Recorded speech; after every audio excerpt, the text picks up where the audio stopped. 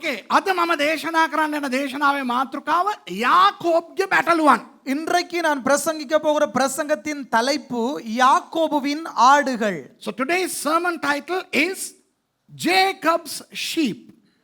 දැන් ඔබට මේ කතාව දන්නවද නැද්ද මම දන්නේ නැහැ. இந்த கதை உங்களுக்கு தெரியுமா இல்லையா என்று சொல்லி எனக்கு தெரியாது.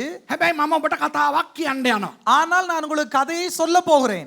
I don't know whether you know this story or if you know it very well.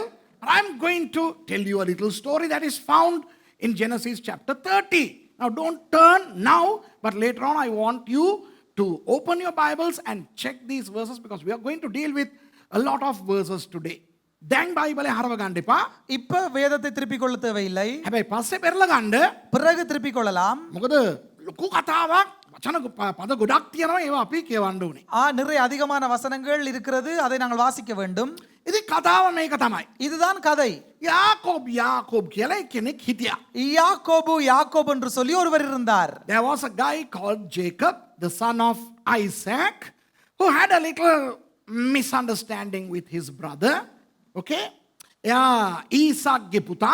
அவர் ஈசாக்குவினுடைய மகன். එයාගේ අයියා ඒසාව සමග එයාට පොඩි කලබලයක් ඇති වුණා. அவருடைய தமையனான ஏசாவோடு கூட அவருக்கு சின்ன பிரச்சனை உண்டானது. ඉතින් யாக்கோப்ගේ අම්මා රෙබේකා කිව්වා, யாக்கோபுவின் அம்மாவான ரெபேக்கா சொன்னார், පුතේ උඹ මෙහෙ හිටියා නම් උඹේ අයියා උඹව මරලා දායි. தம்பி நீ இங்க இருந்தீண்டா உன் அண்ணா உன்னை கொன்றுவான். ඒ නිසා මගේ අයියා කෙනෙක් ඉන්නවා ඈත රටක.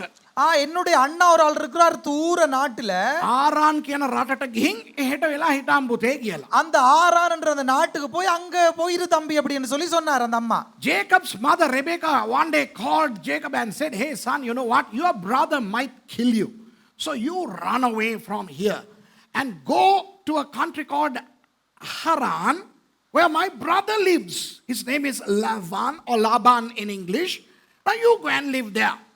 මගේ අයියාගේ නම ලාබාන්, සිංහලෙන් ලාබාන්. என்னுடைய அண்ணாவனுடைய பேர் லாபான். ඉතින් එහෙ ගිහිල්ලා හිටම් පුතේ කිව්වම යාකෝබ් එහෙට ගියා. அப்ப அங்க போயிரு தம்பி அப்படின்னு சொல்லி சொன்னோன்னா அவர் அங்க போயிட்டார். මම කෙටියෙන් කතාව කියන්නම්. හොඳේ. இப்ப நான் சுருக்கமா இந்த கதையை சொல்லுகிறேனா. So this is the synopsis of the whole story. ඉතින් යාකෝබ් එහෙ යනකොට அப்ப யாக்கோபு அங்கே போகும்போது ඉස්සල්ලාම දැක්කේ ලාබාන්ගේ පොඩි දුවව. முதல் கண்டது யாக்கோபுடைய சின்ன மகளை. When லாபானின் சின்ன மகளை. So when Jacob went to Haran, the first person he saw of the family was the youngest daughter of Laban, namely Rachel or Rachel. அந்த பெண்ணினுடைய பெயர் ராகேல். ඒ ගෑනු දරුවාගේ නම රාකේල්. ඉතින් අර දැක්කාම මෙයාට අර හිත ගියා. அப்ப கண்ட உடனே அவர் அப்படி உள்ளத்தை கொள்ளை விட்டுட்டார். අර දැක්ක ගමන් හිත යනේවා අපි ඉතින් දන්නවනේ ඒවා කියලා දෙන්න ඕනේ නෑනේ. இப்ப இத உங்களுக்கு சொல்லி தர தேவையில்ல, பார்த்த உடனே என்ன நடந்துச்சுன்னு சொல்லி. Love at first sight. Jacob fell in love with Rachel. හැබැයි මේ ලාබාන්ව හම්බුනහම லாபான் சந்திக்கப்பட்ட பொழுது යාකෝබ් දැනගත්තා மாமாண்டியா எஸ்எம்எஸ்ஏ போறாக் නෙවෙයි මාර බිස්නස් කාරයෙක් කියලා. அப்ப கண்ட உடனே இவர் தெரிஞ்சு கொண்டார் மாமா லேசுப்பட்ட ஆள் இல்ல, பயங்கர ஒரு வியாபார ஆள் அப்படின்னு சொல்லி.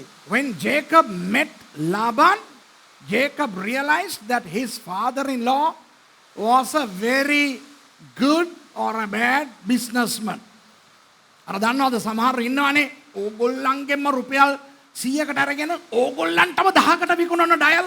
இப்ப சில பேர் இருக்கிறாங்க தான் உங்கள்ட்ட 100 ரூபாய்க்கு வாங்கி உங்களுக்கு திருப்பி 1000 ரூபாய்க்கு விக்கிறவங்க. ඒ වගේ බිස්නස් කාරයෙක් තමයි ඔය ලාබාන්. அத போல ஒரு பிசினஸ் ஆள் தான் இந்த லாபான் என்று சொல்றாங்க. You know, some businessmen are so clever and shrewd, they can buy something from you for 100 and resell it to you for 1000. So Laban was such a character. ඉතින් මාමණ්ඩියා කිව්වා, அப்ப மாமா சொன்னார், "අනේ පුතේ හරි සන්තෝෂයි. ரொம்ப சந்தோஷம் புத்தா. මගේ දුව උඹට දෙන්නම්. இந்த மகளை உனக்கு தாரன்.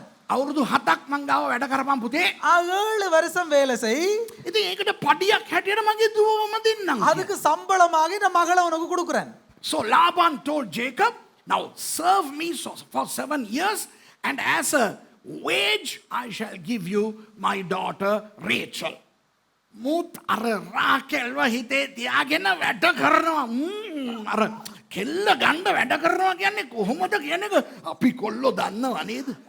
அப்ப அந்த ராகேல நினைச்சு கொண்டு 7 வருஷம் அப்ப அந்த பொம்பளை புள்ளையோட நினைச்சு கொண்டு வேலை செய்யறா அப்படின்னு சொல்லி நமக்கு தெரியும் தானே. அத மாதிரி ஆள் விளையாட்டு விட்டார். பொம்பளை புள்ளைய நினைச்சு கொண்டு இல்லடா, பொம்பளை புள்ளைய பெற்றுக்கொள்றதுக்கு வேலை செய்ய நமக்கா தெரியாது? ஆமென்.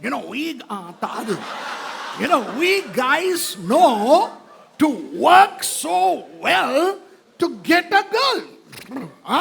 නේ කොල්ලෝ සමහර විට normal වැඩ කරනවා. කොල්ලෝ සාමාන්‍යයෙන් වැඩ කරනවා. ஆண்கள் சாதாரணமா வேலை செய்வார்கள். කෙල්ලෙක්ව දැක්කහම ஒரு பொம்பளை புள்ளைய கண்ட உடனே නියමයට වැඩේ කරනවා. ஆமா அளவா வேலை செய்வாங்க இன்னும் அதிகமா. ඇයි වැඩ පෙන්නනවා. ஏனடா அந்த வேலையை காட்டுறது. යාකෝබ් අවුරුදු 7ක් වැඩ කරපු එකෙන් මාමණ්ඩියා පෝසත් වුණාලු. யாக்கோபு 7 வருஷம் வேலை செய்ததுல மாமா பணக்காரன் ஆயிட்டார். You know, when Jacob served his father-in-law for 7 years, the father-in-law became rich. අන්න දැන් ඉතින් කසාදත් බඳින දවස ආවා. இந்த கல்யாணம் கட்டுற தினம் வந்தது. ඒගොල්ලන්ගේ සංස්කෘතියේ කෙල්ලව ගෙන්නේ මුහුණ වහලා. அவர்களுடைய கலாச்சாரத்துல பெண்ணை கொண்டு வருவது முகத்தை மூடி. සන්තෝෂෙන් වැන්දා. அவன் சந்தோஷமா திருமணம் முடித்துக் கொண்டான். You know, in their culture, they bring the bride with a veil. So this guy didn't look at the face. After all, why? I mean, he's going to look at her face later on anyway. So he married her. ඊට පස්සේ මූ අර තිරේ අයින් කරලා බලනකොට இப்ப அழகா கல்யாணம் கட்டிட்டு இப்பதான் அந்த முகத்திரை எடுத்து பாக்குறார். ඉන්නේ කෙල්ල නෙවෙයි, කෙල්ලගේ අක්කා. அந்த பெண் இல்ல, அந்த பெண்ணினுடைய அக்கா. You know, when he opened the veil, it was not Rachel, it was Rachel's older sister Leah. එකන්නේ මේ රාකෙල් පොඩ්ඩක් ලස්සන කෙල්ලෙක්. அப்ப ராகேல் வந்து சும்மா அப்படி அழகான ஒரு ஆள். ලියා එච්චර ලස්සන නෑ. පව්. லேயாள் அவ்வளவு அழகில்லை, சும்மா பாவம். Leah was not very pretty compared to Rachel. ඉතින් මේ මෑන්ට මල පැන්න ගිල්ල මාමණ්ඩියට කිව්වා, "මාමණ්ඩිය මා ජරා වැඩල්ල කරේ, මම අර කිටනේ මං වැඩ කරේ, වා මේකව දුන්නානේ" කියලා මෙයා කේස් ඇත්තා. இந்த யாக்கோபு கோபம் வந்துட்டு மாமாட்ட போய் என்ன வேலை பார்த்துருக்கிறீங்க, தங்கச்சியை தாருன்ட்டு அது தமக்கு அப்படின்னு சொல்லி பயங்கர குழப்பம் போட்டு. කොහොමද ඒද නේද කසාද බඳිනකොට ලව් කරපු එක නැතුව ඒකේ අක්කා හිටියානම්. හිතලා බලන්න. சொல்லு நீ அப்படி இருக்கும். திருமணம் முடிக்கும் போது அவனோட அக்கா வந்திருந்தா அப்படி இருக்கும். මෙයා මෙතන ඉඳන් දේශනාව අහනවා පරිවර්තනය කරන්න. This guy is not translating, he is listening to the sermon. How would you feel when you love somebody and then you get married to see that it was her, it's a sister? ඉතින් මේ එතකොට මාමණ්ඩියා කියනවා, அப்ப மாமா சொல்றார், මං කියවනේ ඌ business කාරයා කියලා කලින් කිව්වේනේ. அப்ப நான் சொன்னேன் தானே இவர் ஒரு வியாபாரக்காரன் அப்படின்னு சொல்லி முன்னதாக நான் சொன்னேன் தானே. බිස්නස් කාරයෝ ඔක්කොම කලින් කියන්නේ. வியாபாரக்காரர்கள் எல்லாத்தையும் முன்பதாகவே சொல்ல மாட்டார்கள். හොඳ ටික කියනවා. හොඳ ටික කියනවා. நல்லவைகளை முன்பதாக சொல்வார்கள். හොඳ නැති ටික චූටි අකුරු වලින් අපිට පේන්නේ නැතුව ගහලා පස්සේ පෙන්නනවා මේ තියෙන්නේ අපි කිව්වනේ කියලා. அந்த நல்லது இல்லாத சின்ன எழுத்துல எழுதி அதுக்குள்ள அப்படியே மறைச்சிட்டு நாங்க இதுல எழுதி இருக்கு தானே, முதல்ல சொன்னோம் தானே. Business people always tell you the good and attractive stuff. And you know, when you ask them, they will say, "Well, we have given you, we have told you in small letters." Okay, so Laban was that kind of a man. ඊට පස්සේ කිව්වා ඉතින් දැන් ඉතින් මෙයාව බැන්දානේ. அப்ப அவர் சொன்னார், இப்ப கட்டியாச்சு தானே, இது முடிஞ்சது தானே, දැන් මොනවත් කරන්න බෑ. இப்ப ஒன்றும் செய்ய முடியாது. ඕන්නම් පුතේ තව අවුරුදු 7ක් වැඩ කරොත් நீ இன்னொரு 7 வருஷம் வேலை செய்தாமானே අර කිව්වත් දෙන්නම් කියලා. அவளையும் தருகிறேன். Laban said, "Well, son, now we can't do anything now that you have married Leah. You're tikiri Leah.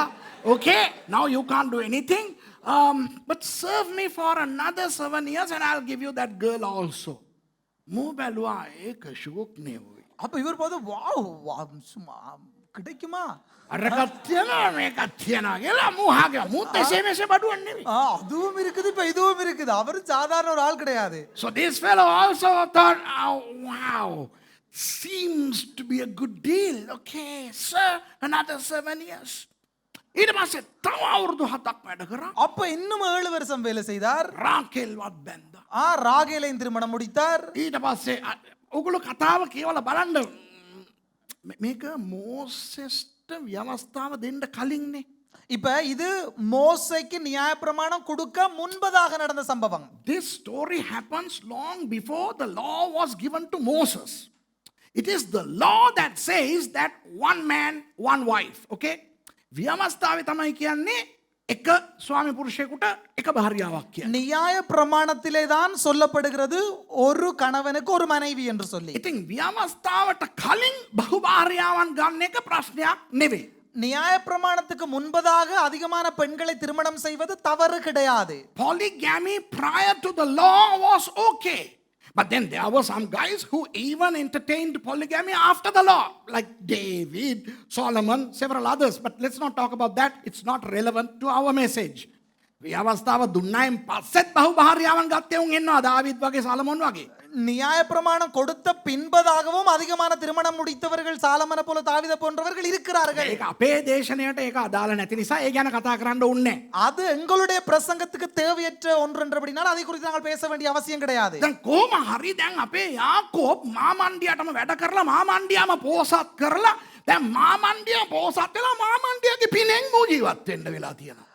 அதாவது யாக்கோபு மாமாக்கு வேலை செய்து பணக்காரனாகி இப்ப அதுல இவர் வசிக்கக்கூடிய ஒரு நிலைமைக்கு வந்துட்டார். So Jacob, by working for Laban, made Laban a rich guy. And now Jacob has to live by the grace of Laban, the father-in-law. So he came to the end of his tether. He wanted to take his wives and the children and everybody and go back to his own land. දැන් මිනිහා හිතුවා இப்ப இவர் நினைத்தார் ඇති ඔයි වෙන එකෙකුට හම්බ කර දුන්නා. போதும் அப்பா மற்றவனுக்கு சம்பாதிச்சு கொடுத்தது. මගේ ගෑනුන් වයි මගේ ළමයින් වයි මගේ දේවල් අරගෙන මයි යනවා යන්න. என்ற மனைவியும் என்ற பிள்ளைகளையும் என்ற காரியங்கள் எடுத்துக்கொண்டு நான் போறேன் போறது. වැඩේ තියෙන්නේ ඒව ඔක්කොම අරගෙන යන්න පුළුවන් සල්ලි නැහැ. இப்ப என்ன காரியம் என்றா இதெல்லாம் எடுத்துக்கொண்டு போகலாம் ஆனா காசு இல்ல. So the problem was he can leave but then he didn't have money. So he decided to ask his father-in-law for wages.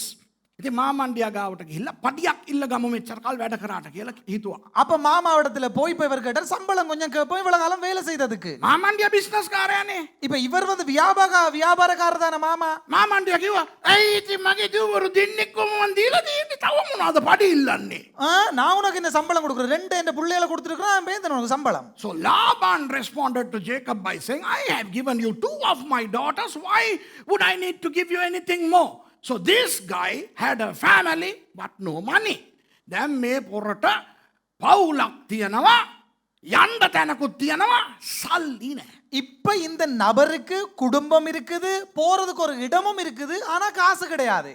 ඔතනින් පස්සේ කතාව අපි බයිබලෙන් පදයෙන් පදය කියවමු. හොඳේ? இப்ப இதற்கு பிறகு வேதத்துல ஒவ்வொரு வசனமா படிக்க போறோம். Now என்ன from சம்பவம்? this point onwards we are going to study the story as per inscribed in the Bible. Turn with me to Genesis chapter 30 and we shall start reading from verse 29. උත්පත්ති 30ට පෙරලා ගන්න. 30ஆம் அதிகாரம் ஆதியாகமத்துக்கு திருப்பிக் கொள்ளுங்கள். අපි 25 වෙනි පදේ ඉඳලා අපි එක එක පද කියවලා බලමු මොකද්ද කතන්දරේ කියලා. 25ஆம் வசனத்திலிருந்து என்ன வசனம் என்று சொல்லி சீராக பார்க்க போகிறோம். ඉතින් අද අපි කතාවක් ඉගෙන ගන්න යනවා. இன்றைக்கு நாங்கள் ஒரு கதையை பார்க்க போகிறோம். So today we are going to learn a story. ඒ වගේ අපි ශාක විද්‍යාව ගැන ටිකක් කතා කරන්න යනවා. තාවර වියල්. அதே போல இன்றைக்கு தாவரவியலை குறித்து கற்றுக்கொள்ள போகிறோம். We are going to learn a little bit of botany today and Mallamma has also come. Mallamma තවිලා ඉන්නවා. ඉතින් මම මල්ලම්ම කියන අපේ මල්ලම්ම කෙනෙක් ඉන්නවා. එයා අපේ ශාක විද්‍යාඥිය. ඉතින් එයාට මේක නේද මං කියලා දෙන්න යනවා. කමන්නේ. අපි සත්ව විද්‍යාව ගැන ටිකක් ඉගෙන ගන්න යනවා. மிருகவியலை குறித்து நாங்கள் கற்றுக்கொள்ள போகிறோம். We are going to learn a little bit about botany and we are also going to learn something about zoology. ඒවත් එක්ක ආත්මිකව දෙවියන් වහන්සේ අපිට මොන හරි කියනවද කියලාත් අපි බලන්න යනවා. இதனுடன் கூட ஆவிக்குரிய பிரகாரமாக ஆண்டவர் நமக்கு என்ன சொல்லுகிறார் என்பதையும் கற்றுக்கொள்ள போகிறோம். And also we are going to learn some spiritual elements whereby the Holy Spirit might speak to us. So let's have fun learning the word. දෙවියන් වහන්සේගේ වචනය ප්‍රීතියෙන් අපි ඉගෙන ගන්න යනවා. ලෑස්තිද?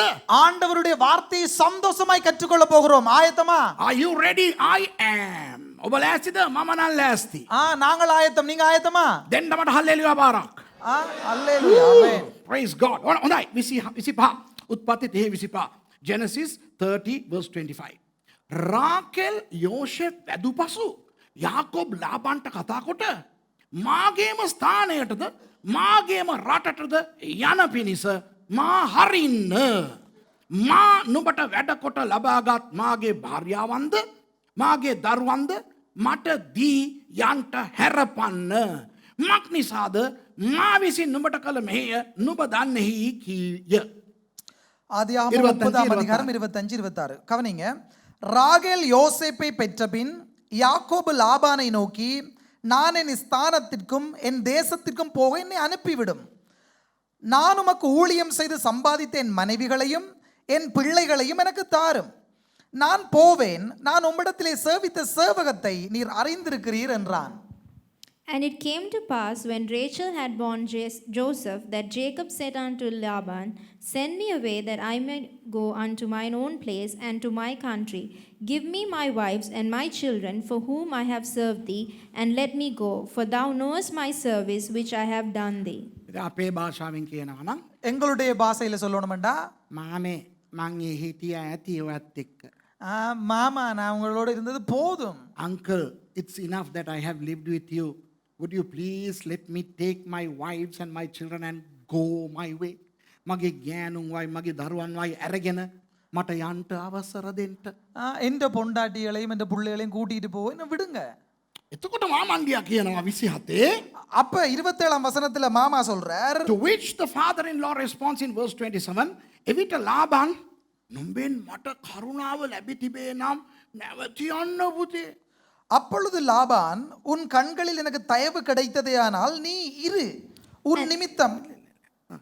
And Laban said unto him, I pray thee, if I have found favor in thine eyes, tarry. මාමන්ඩියා කියනවා පුතේ மாமா சொல்ற, மகனே යන්න ඕනේද?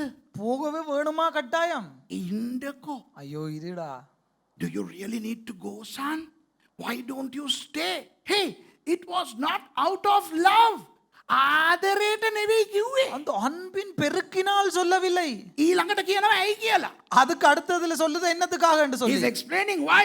Look, he says, නුඹ නිසා ස්වාමීන් වහන්සේ මට ආශිර්වාද කළ බව නිමිත්තකින් මට පෙනී ගොස් තිබේයයි ඔහුට කීවේය. உன் நிமித்தம் கர்த்தர் என்னை ஆசீர்வதித்தார் என்று குறிப்பினால் அறிந்தேன்.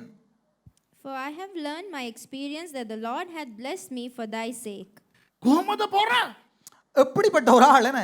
ආදරයට තියාගන්න කැමති නෑ. அன்புக்கு அந்த சொல்லி இரு அப்படி என்று சொல்ல விருப்பம் இல்ல. මූ හිටියානම් මට වාසි. அவன் இருந்தா எனக்கு லாபம். It's not out of love that the father-in-law wanted the son-in-law to stay. You know, when the son-in-law stays, God blesses him. ඔන්න පළවෙනි පාඩම අපිට දෙවියන් වහන්සේ උගන්වන. இந்த ஆண்டவர் நமக்கு கற்றுக் கொடுக்கிற முதலாவது பாடம். What is the first thing the Lord teaches us today? අපිත් එක්ක ඉන්න කැමති වෙන හැමෝම අපිව ඒගොල්ලෝ එක්ක තියාගන්න කැමති වෙන හැමෝම ආදරයට නෙවෙයි යෝග කරන්නේ. எங்களோட இருக்கிற அனைவரும், அதாவது நாங்க அவங்களோட இருக்கிறது அன்புக்காக இல்ல எங்களை அவங்க வச்சிருக்கிறது. Not everybody who wants to hang around with you, not everybody who wants to keep you with them want to do that because they love you. They do that because they have some sort of hidden agenda, some blessing from you, some goodie. Okay? ඔගොල්ලන්ගේ මොකක් හරි වාසියක් තියන නිසායි. உங்கள்கிட்ட இருந்து ஒரு லாபம் இருக்கிறபடியா தான் පරිස්සම් වෙන්න. அவதானமா இருப்போம். ආදරේ පෙන්නගෙන හැම එකාවම විශ්වාස කරන්න එපා. அந்த அன்பை காட்டுற எல்லாரையும் அப்படியே நம்பிட வேண்டாம். Don't trust everybody who pour love on you. Maybe they are after something that you have. ඔබ ළඟ තියෙන මොකක් හරි දෙයක් නිසා වෙන්න ඇති ඔය සෙල්ලම. உங்களிடத்துல இருக்கிற ஏதாயிலும் ஒன்று நிமித்தம் தான் அவர்கள் உங்களை வைத்திருக்கார்களா இருக்கும். ඒක තමයි ලාබාන්. அதுதான் லாபான். ඉතින් පුතේ ඔබ මගෙත් එක්ක හිටියානම් මට ආශිර්වාද ලැබෙනවා. යන්න එපා පුතේ. மகன் நீ என்னோட கூட இருந்தீன்னு சொன்னா அது எனக்கு ஆசீர்வாதம்டா, போவாடா. So this guy says, don't leave my son.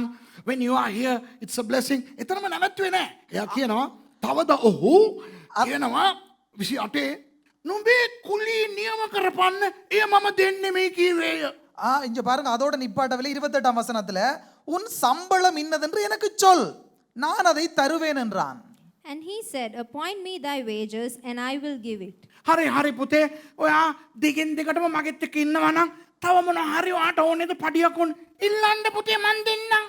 சரி புத்தா நீ தொடர்ந்து என்னோடு கூட இருக்கிறேன்னு சொன்னா நீ எவ்வளவு உனக்கு வேணும் என்று சொல்லி நான் உனக்கு சம்பளம் தாரேன். So the father-in-law says, now son, now if what I have already given you is insufficient, just name your price but stay. තේරුණාද මං කියන එක?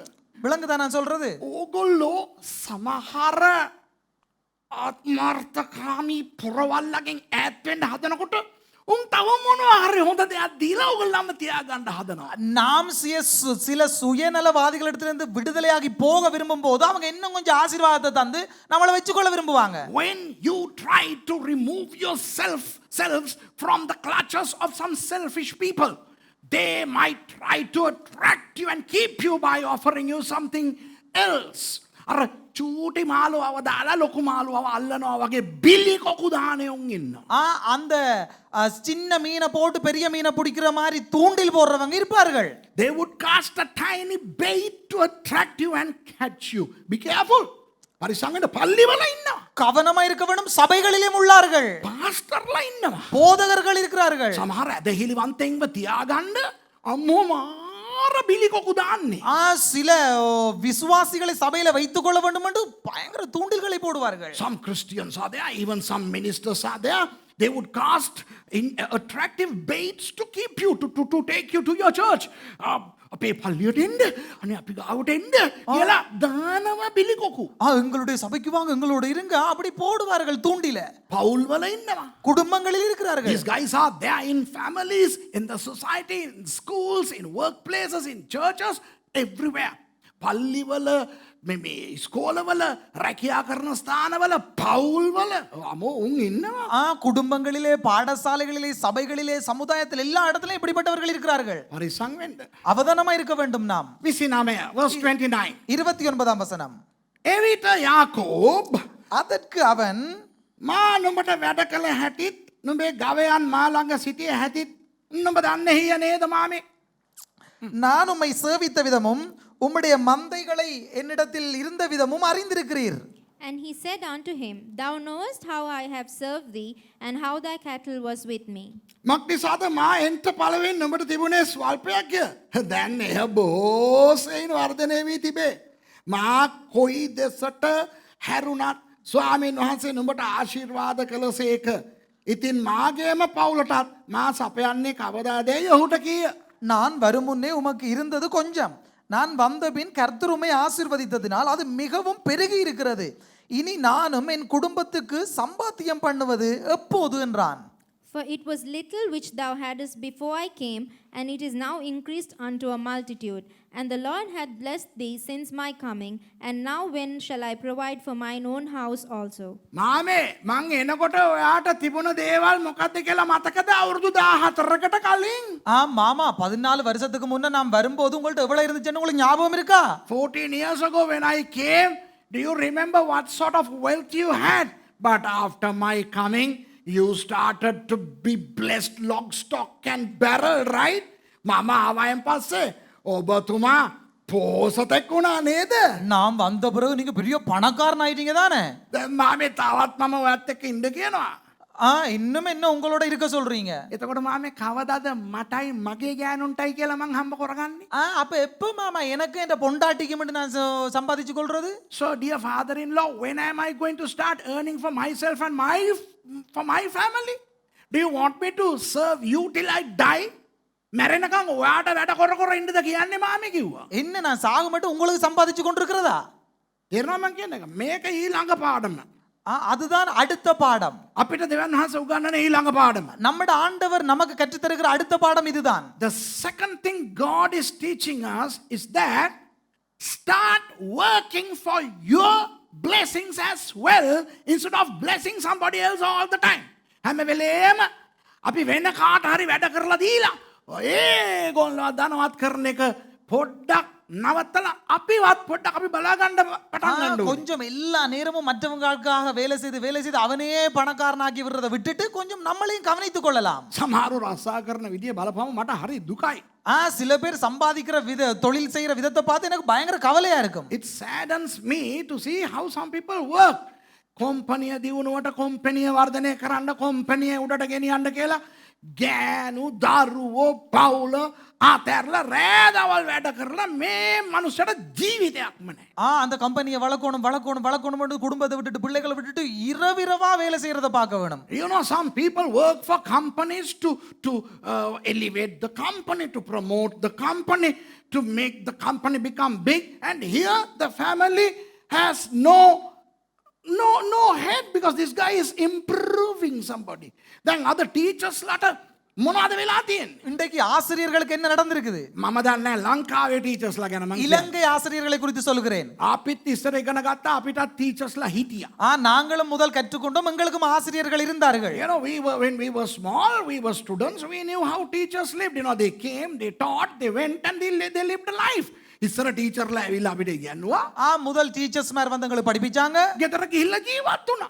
வீடுகளுக்கு போய் வாழ்ந்தார்கள். දැන් ඉන්න ටීචර්ලා ඉස්කෝලේත් වැඩ කරලා යනකොට වැඩ ගෙවල් වලට ගෙනියලා ගේ අස්සේ ඉඳගෙන උන් වැඩ කරනවා. මිනිහත් ඒක ඔප්ප දාලා අදලා දෙන්න ඕනේ. இன்றைய கால டீச்சர்ஸ் மார் எப்படி இருக்காங்க? பள்ளிக்கூடத்திலேயும் படிப்பிச்சிட்டு வீட்டிலேயும் போய் அந்த வேலைகளை செய்து கொண்டிருக்காங்க. மனுஷன் தேத்தனி ஊத்தி கொடுக்க வேண்டிய நிலைமைக்கு ஆகி போச்சு. Today's teachers are working in their school and they are taking all their work home and they are working in their homes, and their husbands, the poor guys, will have to make coffee and tea and serve them. මේ අයට ජීවිතයක් නෑ ඔයි. இவங்களுக்கு இப்ப வாழ்க்கை இல்லாம போகுது. මගේ දෙයනේ මේ ගැන මට කතා කරගෙන යන්න පුළුවන්. ඒක හරි නෑ. ඒ නිසා රස්සාව නැති කරන්න කියන්නේ මයිකේ දෙයනේ රස්සාව රිසයින් කරලා මග් ගාවට එන්න එපා. දැන් මොනවද කරන්න කියලා අහගෙන. அதாவது வேலையை விடுங்கள் என்பதற்காக விட வேண்டும் என்பதற்காக இதை சொல்லவில்லை. இப்ப விட்டுட்டு வந்துட்டு இப்ப வேலையை விட்டுட்டோம் என்ன செய்யணும் வந்து என்னட்ட கேட்காதீங்க. You know, just because I said this, now don't leave your jobs and come to me saying now you told that I resign, now what am I going to do? I'm just saying you better start living for yourself and your families as well as other things.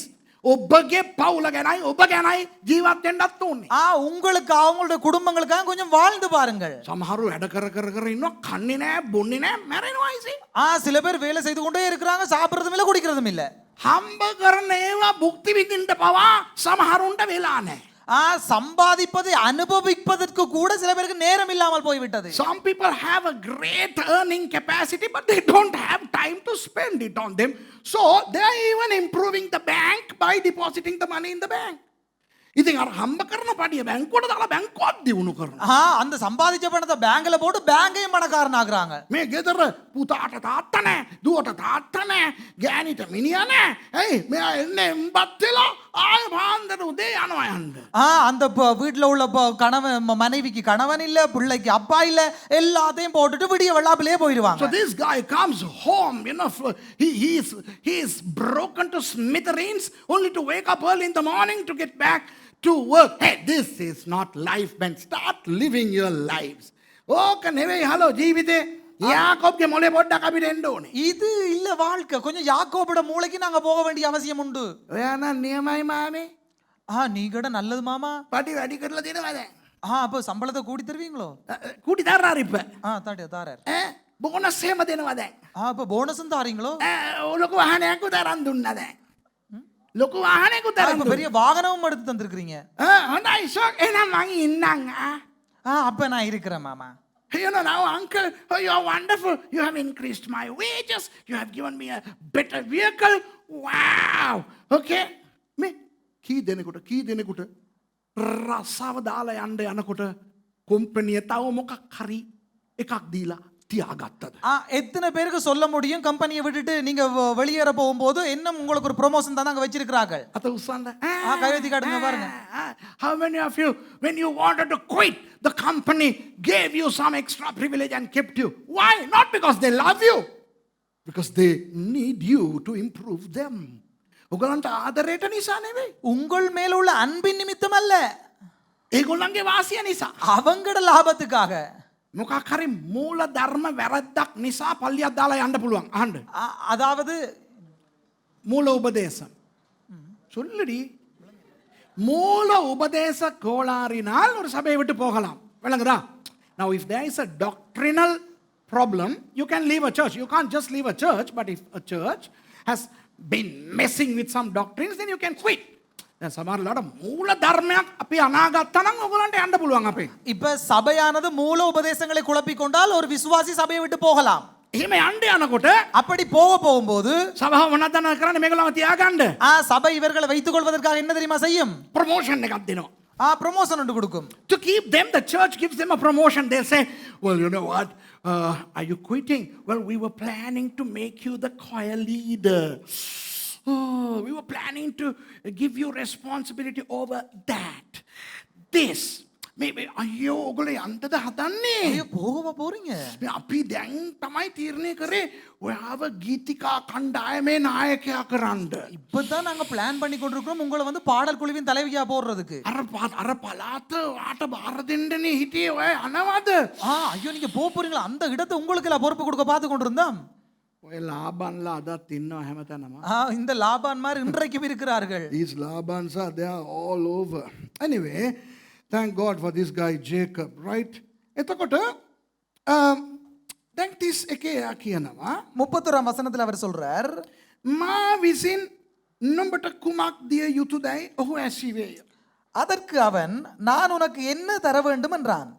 And he said, what shall I give thee? ඉතින් මා මණ්ඩිය අහනවා හරි පුතේ ඉතින් මම මොනවද පුතේ වාට දෙන්න ඕනේ? What do you want me to give you? சொல்லுங்க.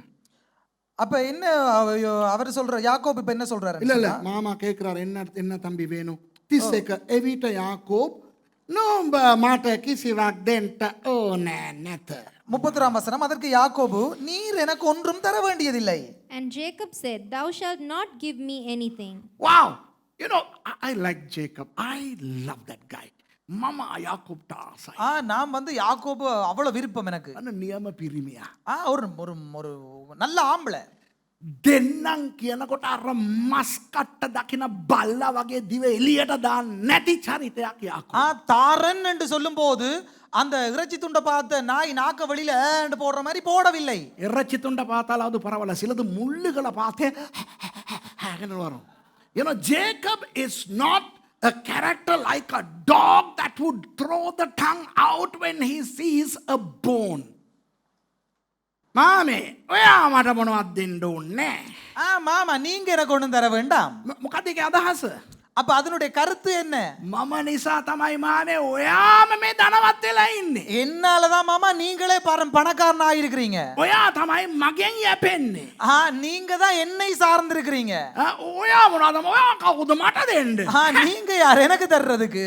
Hey father in law, do you think you are blessing me? Yes, of course you had nice little girls that I have already got, but not money, boy. It was me who was instrumental in making you rich. So don't give me anything. Forget it. ඔයා මට මොනවද දෙන්න ඕනේ? நீங்க எனக்கு ஒண்ணும் தர தேவையில்லை. තුන්වෙනි පාඩම. ඕගොල්ලෝ ඉගෙන ගන්න ඕන තුන්වෙනි පාඩම. நாம் கற்றுக்கொள்ள வேண்டிய மூன்றாவது பாடம். The third lesson you have to learn. Don't accept everything that people want to give you. මිනිස්සු දෙන හැම එකක්ම දිව එළියට දාගෙන කෑදර කමින් කියලා ඉල්ල ගන්න එපා. மக்கள் தார எல்லாத்தையும் அப்படியே கெட்டுவில நாக்க வழியில போட்டு ஆன்னு கூட வாங்க வேண்டாம். සම්මාදමක් දුන්නම පැනගෙන ගන්නවා. காணிக்கை ஒன்று கொடுத்து அப்படியே போய் வாங்குறது. When somebody gives you an offering, thank you. කෑමක් දුන්නම දිව දාගෙන කනවා. சாப்பாடு ஒன்று போட்டு நாங்க தொங்க போட்டுட்டு சாப்பிடுறது. When somebody gives you a food, your tongue is near your belly button. I'm not saying don't accept or don't receive. No, that's not what I'm saying. But don't accept and receive everything everybody gives you. Okay? ගන්න එපා. කට්ටිය දෙනකොට ගන්න එපා කියන්නේ මම. மக்கள் தரும்போது வாங்க வேண்டாம் என்று நான் சொல்லவில்லை. දෙන හැම එකක්ම ගන්න එපා. தருகிற எல்லாருடைய எல்லாத்தையும் ஏற்றுக்கொள்ள வேண்டிய அவசியம் கிடையாது. මීයා වගේ මීයා ඕන එකක් කනවා. அப்ப எலி வந்து எல்லாத்தையும் தின்னும். සමහර ක්‍රිස්තියානි මීයෝ වගේ. சில கிறிஸ்தவர்கள் எலிய மாதிரி. Some Christians are like the mice. Mice, you can feed mice anything, They'll even come and chew the plastic leaves. මේ අපේ ප්ලාස්ටික් කොළ තියෙන්නේ. මේවා ඒවත් කනවා ඔය. இங்க இருக்கிற பிளாஸ்டிக் அந்த இலையில கூட தின்னுது அந்த எலி. එතකොට මෙයා කියනවා නෑ නෑ මට ඔයත් දෙන්න ඕනේ නෑ. அப்ப இவர் சொல்றாரு இல்ல இல்ல எனக்கு ஒண்ணும் தர வேண்டாம். හරි. and then මේක මම කරනවා නම් මම නැවත නුඹේ රැළ පෝෂණය කොට බලා ගන්නෙමි. நான் சொல்லுகிறபடி நீர் எனக்கு செய்தால் உம்முடைய மந்தையை திரும்பவும் மேய்த்துக் கொள்ளுவேன். If thou wilt do this thing for me, I will again feed and keep thy flock. මාමේ මම ඔයත් එක්ක තව අවුරුදු කිහිපයක් ඉඳලා மாமா இன்னும் நான் சில வருஷங்கள் உங்களோட கூட இருந்து මගේ පඩිය මමම අරගන්නම්. හොඳේ? என்னுடைய சம்பளத்தை நானே வாங்கிக் கொள்றேன். Hey uncle, Phil, father-in-law, I will stay another few years with you. That's okay, okay? And I will work my wages out. You don't have to pay me, okay? I will make my wages out. මම ඔයත් එක්ක තව ටික කාලයක් වැඩ කරලා මමම වගේ පඩිය අරගන්නම්. நானே இன்னும் சில நாட்கள் உங்களோட கூட இருந்து நானே என்னுடைய சம்பளத்தை எடுத்துக்கொள்கிறேன். මොකක්ද game එක? என்ன அந்த game? This is the game, okay? Verse 32. 32. 32ஆம் வசனம். මම අද නුඹේ මුළු රැළ අතරට ගොස් තිත් සහ ලප ඇති සියල්ලන්ද බැටළුවන් අතරෙහි කළු පාට ඇති සියල්ලන්ද එළුවන් අතරෙහි තිත් සහ ලප ඇති සියල්ලන්ද වෙන් කරන්නෙමි. 32ஆம் வசனம். நான் இன்றைக்கு போய் உம்முடைய மந்தைகள் எல்லாவற்றையும் பார்வையிட்டு அவைகளின் புள்ளியும் வரியும் கருப்புள்ள செம்மறியாடுகளையும் வரியும் புள்ளியும் உள்ள வெள்ளாடுகளையும் பிரித்து விடுகிறேன். அப்படிப்பட்டவை I will pass through all thy flock today, removing from thence all the speckled and spotted cattle, and all the brown cattle among the sheep, and the spotted and speckled among the goats. යාකෝබ් කියනවා இப்ப யாக்கோபு சொல்கிறார், මාමේ ඔයාගේ ඔය බැටළුව ඉන්නව නේද? மாமா உங்களோட ஆடுகள் எல்லாம் இருக்குதானே, ඒගොල්ලව අපි දෙකට බෙදමු. அதை நாங்க ரெண்டா பிரிப்போம். Hey father-in-law, let's separate your flock. Now look at the screen. Screen එක බලන්න. இப்ப திரையை பாருங்கள். බලන්න දෙආකාර බැටළුව ඉන්නවා. இரண்டு விதமான ஆடுகள் உள்ளன. එකම බැටළුව තමයි ஒரே ஆடுகள் தான், පාට වෙනස්. நிறம் வேற. Now we have sheep here, okay? Same animals but different colors. On your left you have the spotted and the speckled sheep. ඔය වම් පැත්තේ ඔයගොල්ලන්ට පේන්නේ අර තිත් තියෙන කළු පාට තියෙන වරි තියෙන ඒ බැටළුව. உங்களுடைய இடப்பக்கத்திலே தெரிகிறது அந்த வரி இருக்கிற அந்த புள்ளிகள் உள்ள அந்த கருப்பு ஆடு. What you see on your right are the regular white sheep, okay? No black, no spot, nothing, spotless, white, okay? As white sheep, okay? දැන් දකුණු පැත්තේ ඉන්න මේ බැටළුව බලන්න අර අපි හැමදාම දන්න දකින ඒ බැටළුව සුදට සුදේ. இப்ப வலது பக்கத்துல இருக்கிற இந்த ஆடுகள் நாங்கள் ஒவ்வொரு நாளும் பார்க்கிற அந்த வெள்ளை வெள்ளை ஆடுகள். තේරෙනවද? விளங்குதா? okay. දැන් වෙන් කරලා මෙයා මේ දෙකෙන් එකක්වත් ඉල්ලන්නේ නැහැ. ඒක හොඳට අහගන්න. நல்லா கேட்டுக்கொள்ளுங்க. இத பிரிச்சிட்டு இதுல ஒண்ணையும் கேட்கவில்லை எண்ணம். Now he is not separating and asking one of these groups. No. He concludes by saying, යා ඉවර කරන්නේ அவர் முடிக்கிறது எப்படி என்றா කෝ 32 வசனம். මෙයා කියනවා அவர் சொல்கிறார், ඔවුන් මාගේ කුලිය වන්නේය. ඒ ආකාර ඔවුන් මාගේ කුලිය වන්නේය. அப்படிப்பட்டவைகளில் இனி எனக்கு சம்பளமா இருக்கட்டும். Wonderful. And of such shall be my hire. Look. And hey, read it again. And as such. And of such shall be my hire. Shall be. ඒ කියන්නේ මීට පස්සේ මාමේ இதுக்கு பிறகு අර තිත්තියනේවම මම පඩි හැටියට ගන්නවා. அந்த பொட்டா இருக்கிறதுகளை நான் என்ன செய்யறேன், இந்த கூலியா எடுத்துக்கொள்றேன். හොඳට අහගන්න. நல்லா கேட்டுக்கொள்ளுங்க. Now listen carefully. நல்லா கவனமா கவனிங்க.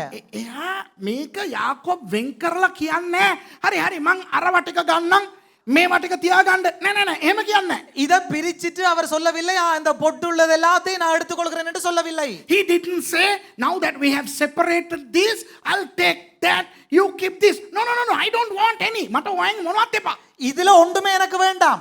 හැබැයි අදින් පස්සේ ஆனால் இன்றைக்கு பிறகு අර තිත්තියනයුන් අදින් පස්සේ ඉපදෙන බැටළුවන්ගෙන් තිත්තියනයුන් මට. இன்றைக்கு பிறகு அந்த புள்ளிகள் உள்ளது ஆடு ஏதாவது பிறந்தால் அது எனக்கு. What Jacob was saying to Laban was, from now onwards, if and when a spotted sheep is born, a lamb is born, that will be my wage. Hey, do you understand that? Do you understand? உங்களோட தேர்னோட මං කියන්නේ. புரியுதா உங்களுக்கு புரியுதா? දැන් පඩිය එපා මට. இப்ப எனக்கு சம்பளம் வேண்டாம். මීට පස්සේ இதற்கு பிறகு තිත් තිත් ඉපදෙන උන් ඉන්නවනේ. அந்த புள்ளி புள்ளியா பிறக்கிறது இருக்குதானே, උන් මගේ. அது என்னுடையது. So I don't want anything now, Phil. Okay? But from now onwards, the spotted, speckled lambs will be mine. Laban බැලුවා. ෂෝක් නෙවෙයි. லாபான் பார்த்தார், வாவ் சோக் தானே, நல்லது. Laban thought, wonderful. Two reasons. හේතු දෙකක් තියෙනවා. ரெண்டு காரணங்கள் நிமித்தம். සාමාන්‍යයෙන් සත්ව විද්‍යාවට අනුව මේ බැටළුවන්ගේ චූටි ප්‍රතිශතයක් තමයි අර විදිහට තිත් තිත් පාට පාටේ උන් ඉන්නේ. சாதாரண விலங்கியலின் படி ஆடுகளிலே இந்த புள்ளிகள் உள்ளது குறிப்பிட்ட சின்ன பிரமாணம் தான் பிறக்கும். According to zoology, only a small, minute minority of speckled, spotted sheep are born compared to the other sheep. එතකොට මීට පස්සේ ඉපදෙන උන්ගෙනුත් இப்ப இதற்கு பிறகு பிறக்கிறதிலையும் සිය ගණන් සුදු එවුන් ඉපදෙනකොට இப்ப 100% இந்த வெள்ளாடுகள் பிறக்கும் போதும் එකෙක් දෙන්නෙක් තිත් ඇතුව ඉපදෙයි. ඒක මූට දෙන්න පුළුවන්. ඉතින් ඌනේ ඉල්ලන්නේ. அப்ப அதுல இருந்தும் 2-3 புள்ளி ஆடுகள் பிறந்தா அதையும் இவனை கொடுக்க முடியும் தானே, இது நல்லது தானே சொல்லி அவர் நினைச்சு கொண்டார். So Laban knew that in future, you know, when lambs are born, they're going to be born white as lamb. Okay? And if 100 sheep are born, maybe 1 or 2 will be born with spots or speckles. So I can happily donate them, pay them to Jacob. That's reason number 1. ඒක පළවෙනි හේතුව. அதுதான் முதலாவது காரணம். දෙවෙනි හේතුව, இரண்டாவது காரணம், දැන් වෙන් කරානේ இப்ப பிரிச்சாச்சு தானே, ඒ කළු අරුන්ව ඈතට යවනවා, එකෙක්වත් මෙහි තියන්නේ නැහැ. அதாவது இந்த கருப்பினத்தை தூரத்துக்கு அனுப்புறாங்க, ஒண்டையுமே இங்க கிட்ட வைக்காம. The second reason was Laban now that they are divided, is going to send all the speckled animals far away. දවස් 3ක දුරකට ගෙනියන්න. 3 நாள் பிரயாணமா கொண்டு போறாங்க. So those animals are going to be 3 days away from the other animals. யாக்கோப்ට දෙන්න යන්නේ මේ සුදු එවුන්ව විතරයි බලා ගන්න. இப்ப யாக்கோபுக்கு என்ன செய்ய போறாருன்னு சொன்னா இந்த வெள்ளாடுகளை மட்டும் தான் பாத்துக்கொள்ள கொடுக்க போறார். So Jacob is now going to be given only the white sheep. එතකොට ආය ඉපදෙන්න යන බැටළුවෝ අම්මත් සුදු තාත්තත් සුදු ඒ නිසා මූත් සුදු. அப்ப இனி பிறக்க போற ஆடுகள்ல கவனிங்க, அம்மாவும் வெள்ளாடு அப்பாவும் வெள்ளாடு, அப்ப பிறக்க போறதும் வெள்ளாடு. So now Laban knew Jacob is going to be given only the white sheep. So every time a new lamb is born, the mother is going to be white, the father is going to be white, and therefore the lamb is going to be white. So I have no problem. I mean, you asking and eating. උඹනේ පුතේ ඉල්ලන් කෑනේ. நீதானே பார்த்தா கேட்டு குழப்பி கொண்ட. තේරෙනවද? ඉතින් සුදු එවුන් ඉපදුනාට පුතේ මම මොනවා කරන්නද? උඹනේ පුතේ කිව්වේ. இப்ப வெள்ளாடு பிறந்தா நான் என்ன மகன் செய்கிறது, நீதானே கேட்ட. පොඩ්ඩක් යාකෝබ් තව ටිකක් කියනවා. இப்ப யாக்கோபு இன்னும் சில விஷயங்கள் சொல்றாரு, கவனிங்க. Okay, now look at what Jacob says further. Okay? This දෙක මම අද නුඹේ මුළු රැළ අතරට ගොස් තිත් සහ ලප ඇති සියල්ලන්ද බැටළුවන් අතරෙහි කළු පාට ඇති සියල්ලන්ද එළුවන් අතරෙහි තිත් සහ ලප ඇති සියල්ලන්ද වෙන් කරන්නෙමි. ඒ ආකාරයෙන් උන් මාගේ කුලිය වන්නේය. 32ஆம் வசனம் கவனிங்க. நான் இன்றைக்கு போய் உம்முடைய மந்தைகள் எல்லாம் பார்வையிட்டு அவைகளில் புள்ளியும் வரியும் கருப்புமுள்ள செம்மறியாடுகளையும் வரியும் புள்ளியும் உள்ள வெள்ளாடுகளையும் பிரித்து விடுகிறேன். Read it again, 32. I will pass through all my flock today, removing from thence all the speckled and spotted cattle, and all the brown cattle among the sheep, and the spotted and speckled among the goats, and of such shall be my hire. 33 බලන්න. 33ஆம் வசனத்தை கவனிங்க. Look at 33. මෙසේ නුඹ ඉදිරියෙහි තිබෙන මාගේ කුලිය සඳහා නුඹ එන කල්හි මාගේ ධර්මිෂ්ඨකම මෙන් පසු මා වෙනුවට උත්තර වෙන දෙනවා ඇත. එළුවන් අතරෙහි තිත් සහ ලපැත්තවුන්ද නැත්තවුන්ද බෑටලුවන් අතරෙහි කළුපාට නොවූද එක් එක්වත් මා වෙත සම්භවී නම් ඌ සොරකං කරන ලදයි ගණන් ගත යුතුයයි කීවේ. 33ஆம் வசனம், அப்படியே இனிமேல் என் சம்பளமாக இவற்றை நீர் பார்வையிடும் போது என் நீதி விளங்கும். புள்ளியும் வரியுமான வெள்ளாடுகளும் கருப்பான செம்மறியாடுகளும் என் வசத்தில் இருந்தால் அவைகளெல்லாம் என்னால் திருடிக் கொள்ளப்பட்டவைகள் என்று எண்ணப்படட்டும் என்றான். So shall my righteousness answer for me in time to come, when it shall come for my hire before thy face, every one that is not speckled and spotted among the goats, and brown among the sheep, that shall be counted stolen with me. මම දෙමළයට විතරක් එකක් කියන්නවා. I'm going to say something only to the Tamils. So don't worry, it's not anything to do with you, okay? So you don't need to know what's going on if you don't know Tamil. මම දෙමළෙන් එක දෙයක් කියන්න යනවා. ඒක දෙමළ දන්නේ නැති සිංහල අය ඔයගොල්ලන්ට ඒක අදාළ නැහැ. தமிழிலே இந்த இடத்துல கருப்பான என்று வருகிறது. அது மொழிபெயர்ப்பு கோளாறு. கருப்பல்லாத என்று வர வேண்டும். எபிரேய மொழியிலேயோ அல்லது வேறு உங்களுக்கு தெரிந்த மொழிகளிலேயோ நீங்கள் பார்த்தால் கருப்பல்லாத என்று அந்த இடத்துல வந்திருக்க வேண்டும். கருப்பான என்று தவறாக வருகிறது. நீங்கள் உங்கள் வேதத்திலே அதை நீங்கள் மாற்றிக்கொள்ளுங்கள், குறித்துக் கொள்ளுங்கள். ஓகே. දැන් මොකක්ද දන්නවද මෙයා කියන්නේ? අහගන්න. හොඳට අහගන්න. දැන් බලන්නකො මේ පදේ මම ඔයගලන්ට තේරුම් කරලා දෙන්න. இப்போ நான் அந்த வசனத்தை உங்களுக்கு விளங்கிக் கொள்ள தரப்போறேன், கவனிச்சு கொள்ளுங்க, கதை கேளுங்க. Let me explain this verse, okay? He's saying, மாமே ඉතින් ඔයා කවදා හරි එයිනේ මගේ පඩිය බලන්න. இப்போ மாமா, நீங்க எப்பாவது ஒரு நாள் வருவீங்க தானே இந்த சம்பளம் எவ்வளவுன்னு பார்க்கிறதுக்கு. මම කරන්න යන්නේ මොනවද දන්නවද? இப்போ நான் என்ன தெரியுமா செய்ய போறேன்? ඔයාගේ සුදු බැටලෝ ටික ඔක්කොම මම බලා ගන්නවා. இப்போ உங்களுடைய வெள்ளாடு இல்ல, அதை நான் கவனிச்சு கொள்றேன். ඉතින් ඒවයි අර කළු තිත් යන අර අරුන් කවුරු හරි ඉපදුනා නම් அந்த வெள்ளாடுகள்ல மாமா இந்த கருப்பு புள்ளி உள்ள ஏதாவது பிறந்தா මම වෙනම කොටුවක් හදලා ඒකට මොංගු ගිහිල්ලා දානවා. ඒක මගේ. நான் வேற ஒரு பட்டியை நான் செய்து அதை கொண்டு அங்க போறேன், அது என்னுடையது. From now onwards, my dear father-in-law, you are giving me all the white sheep, right? So every time a speckled or a spotted animal is born, I will build a separate pen for them, and I will take those ones and keep them. They are going to be my wages. ඒක තමයි මගේ පඩිය. அதுதான் என்னுடைய சம்பளம். ඉතින් මාමේ ඔයා එයිනේ බලන්න මගේ පඩිය. அப்ப நீங்க பாருங்க மாமா இந்த சம்பளத்தை வந்து. එතකොට அப்ப තිත් නැති, புள்ளி இல்லாத, කළු නැති, கருப்பு இல்லாத මේ වගේ සුදු එකෙක් හරි හිටියානම් இப்படி வெள்ளாடு ஒன்றாயிலும் இருந்தால் මං හොරෙක් මාමේ. நான் கள்ளன் மாமா. මොකද හොරකම් කරන්න බෑනේ මට. இப்ப எனக்கு களவெடுக்க முடியாது. හරිනේ. ඒක තමයි ඔතන කියන්නේ.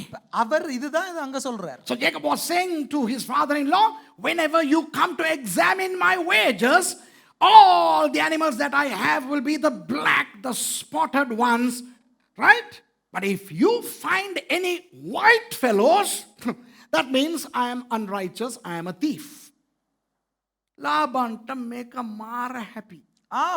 லாபானுக்கு இது பயங்கர சந்தோஷமான விடயம். ලාබන් මොනවද කරේ කියලා බලන්නකෝ. அப்ப பாருங்க லாபான் என்ன செய்தாருன்னு சொல்லி. Look at what the father-in-law does, okay? So verse 34. 34ஆம் வசனம்.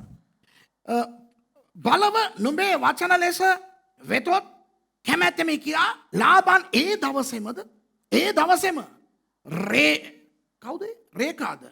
රේකාද ලපද ඇති එළුවන් සහ තිද්ද ලපද ඇති එළුදෙනුන්ද යන යම් තැනක සුදු පාට ඇති සියල්ලන්ද බැටළුවන් අතරෙහි කළු පාට ඇති සියල්ලන්ද වෙන්කොට තමාගේ පුත්‍රයන් අතට බාරදී තමාද යාකොබ්ද අතරෙහි 3 දවසක ගමන් ප්‍රමාණ දුර තැබිය යාකොබ් ලාබන්ගේ ඉතිරි රැළවල් පෝෂණය කළේය. 35 34 36 மட்டும் கவனிங்க. அதற்கு லாபான், நீ சொன்னபடி ஆகட்டும் என்று சொல்லி அந்நாளிலேயே கலப்பு நிறமும் வரியும் உள்ள வெள்ளாட்டு கடாக்களையும் புள்ளியும் வரியும் உள்ள வெள்ளாடுகள் யாவையும் சற்று வெண்மையும் கருமையும் உள்ள செம்மறியாடுகள் யாவையும் பிரித்து தன் குமாரனிடத்தில் கொடுத்து ஒப்புவித்து தனக்கும் யாக்கோபுக்கும் இடையிலே 3 நாள் பிரயாண தூரத்தில் இருக்கும்படி வைத்தான். And Laban said, Behold, I would it might be according to thy word. And he removed that day the he goats that was ring-streaked and spotted, and all the she-goats that were speckled and spotted, and every one that had some white in it, and all the brown among the sheep, and gave them into the hand of his sons. And he set 3 days' journey betwixt himself and Jacob fed the rest of Laban's flocks. මේ ඔයගලන්ට මේක නිකන් boring වගේද? இது உங்களுக்கு போரிங்கா இருக்கா? Are you bored with this story? මේ කතාව තේරෙනවද ඔක්කොටම? இப்போ இந்த கதை புரியுதா உங்களுக்கு? දැන් තමා ජුන්තු ටිකට එන්න යන්නේ. இனிதான் நாங்க அந்த ஜுந்துவான காரியங்களுக்கு வர We are போறோம். going to enter into some interesting elements in the story, okay? දැන් කතන්දරේ තේරෙනවද? இப்ப கதை புரிகிறதா? ලාබාන් මොන වගේ ආත්මාර්ථකාමී පොරද්ද කියනවනම් லாபான் எவ்வளவு சுயநலவாதி என்றால் අර චූටි කළු තිතක් තියෙන එක සතෙක්වවත් ඉතුරු කරේ නැහැ. சின்ன புள்ளி உள்ள ஒரு கருப்பாட்டை கூட மீதியா வைக்கவில்லை.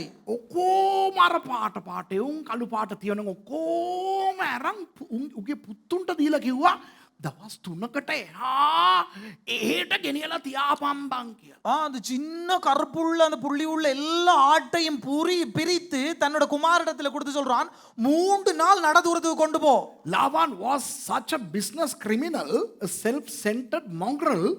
He removed every lamb with even the tiniest speckle and spot and gave them to the sons and said, take them as far as 3 days journey, right? And keep them. මාර එකෙක් නේ. ஒரு வித்தியாசமான ஆளேனே.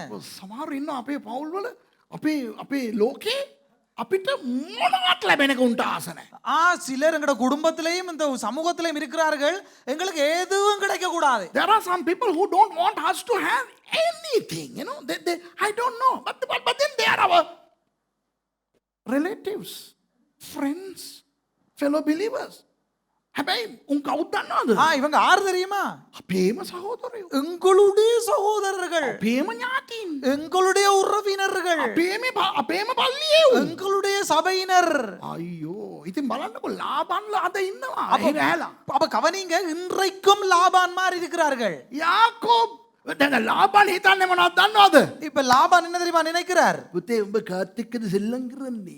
நீ யாரோட விளையாடுற? ආය බලපන් කළු තිත් ඇති එකෙක්වත් උඹට හම්බෙයිද කියලා අක්කි. இனி பாரு உனக்கு கருப்புள்ள ஏதாவது கிடைக்குதான்னு பாரு. You know the thought of Laban was, hey Jacob, you erred, boy. You know, you messed it up, boy. You don't know zoology, boy. You know. Yakob பாடுவே හිටියා ඔක්කොම වෙනකොට බලාගෙන.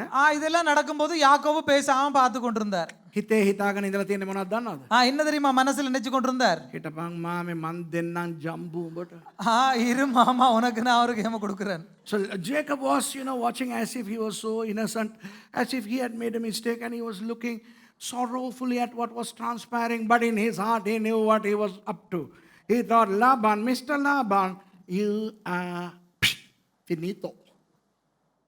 දෙන්නම් මං ගේම් එක. Okay, දැන් පොඩ්ඩක් අපි සත්ව විද්‍යාව ගැන කතා කරමු. இப்போ நாங்க கொஞ்சம் விலங்கியலை குறித்து நாங்கள் படிக்கலாம். Let's talk a little bit about zoology. How can these animals be white and with spots and speckles? කොහොමද මේ බැටළුවන් සුදට සුදේ සහ පාට ඇතුව ඉන්න පුළුවන් කියලා මං இப்ப விலங்கியலின் படி இந்த ஆடுகள் எப்படி தனி வெள்ளாடுகளாகவும் கலப்பாடுகளாகவும் இருக்க முடியும் என்று சொல்கிறேன். මම සත්ව විද්‍යාඥයෙක් නෙවෙයි. நான் ஒரு விலங்கியலாளர் அல்ல. ඒ නිසා ඔබට මං කියන එක සැකයි නම් இப்ப நான் சொல்றது உங்களுக்கு சந்தேகமா இருந்தா සත්ව විද්‍යාඥයෙක්ගෙන් අහන්න. விலங்கியலாளரிடம் போய் கேளுங்கள். මම කියන එක ඇත්තනම් හරි.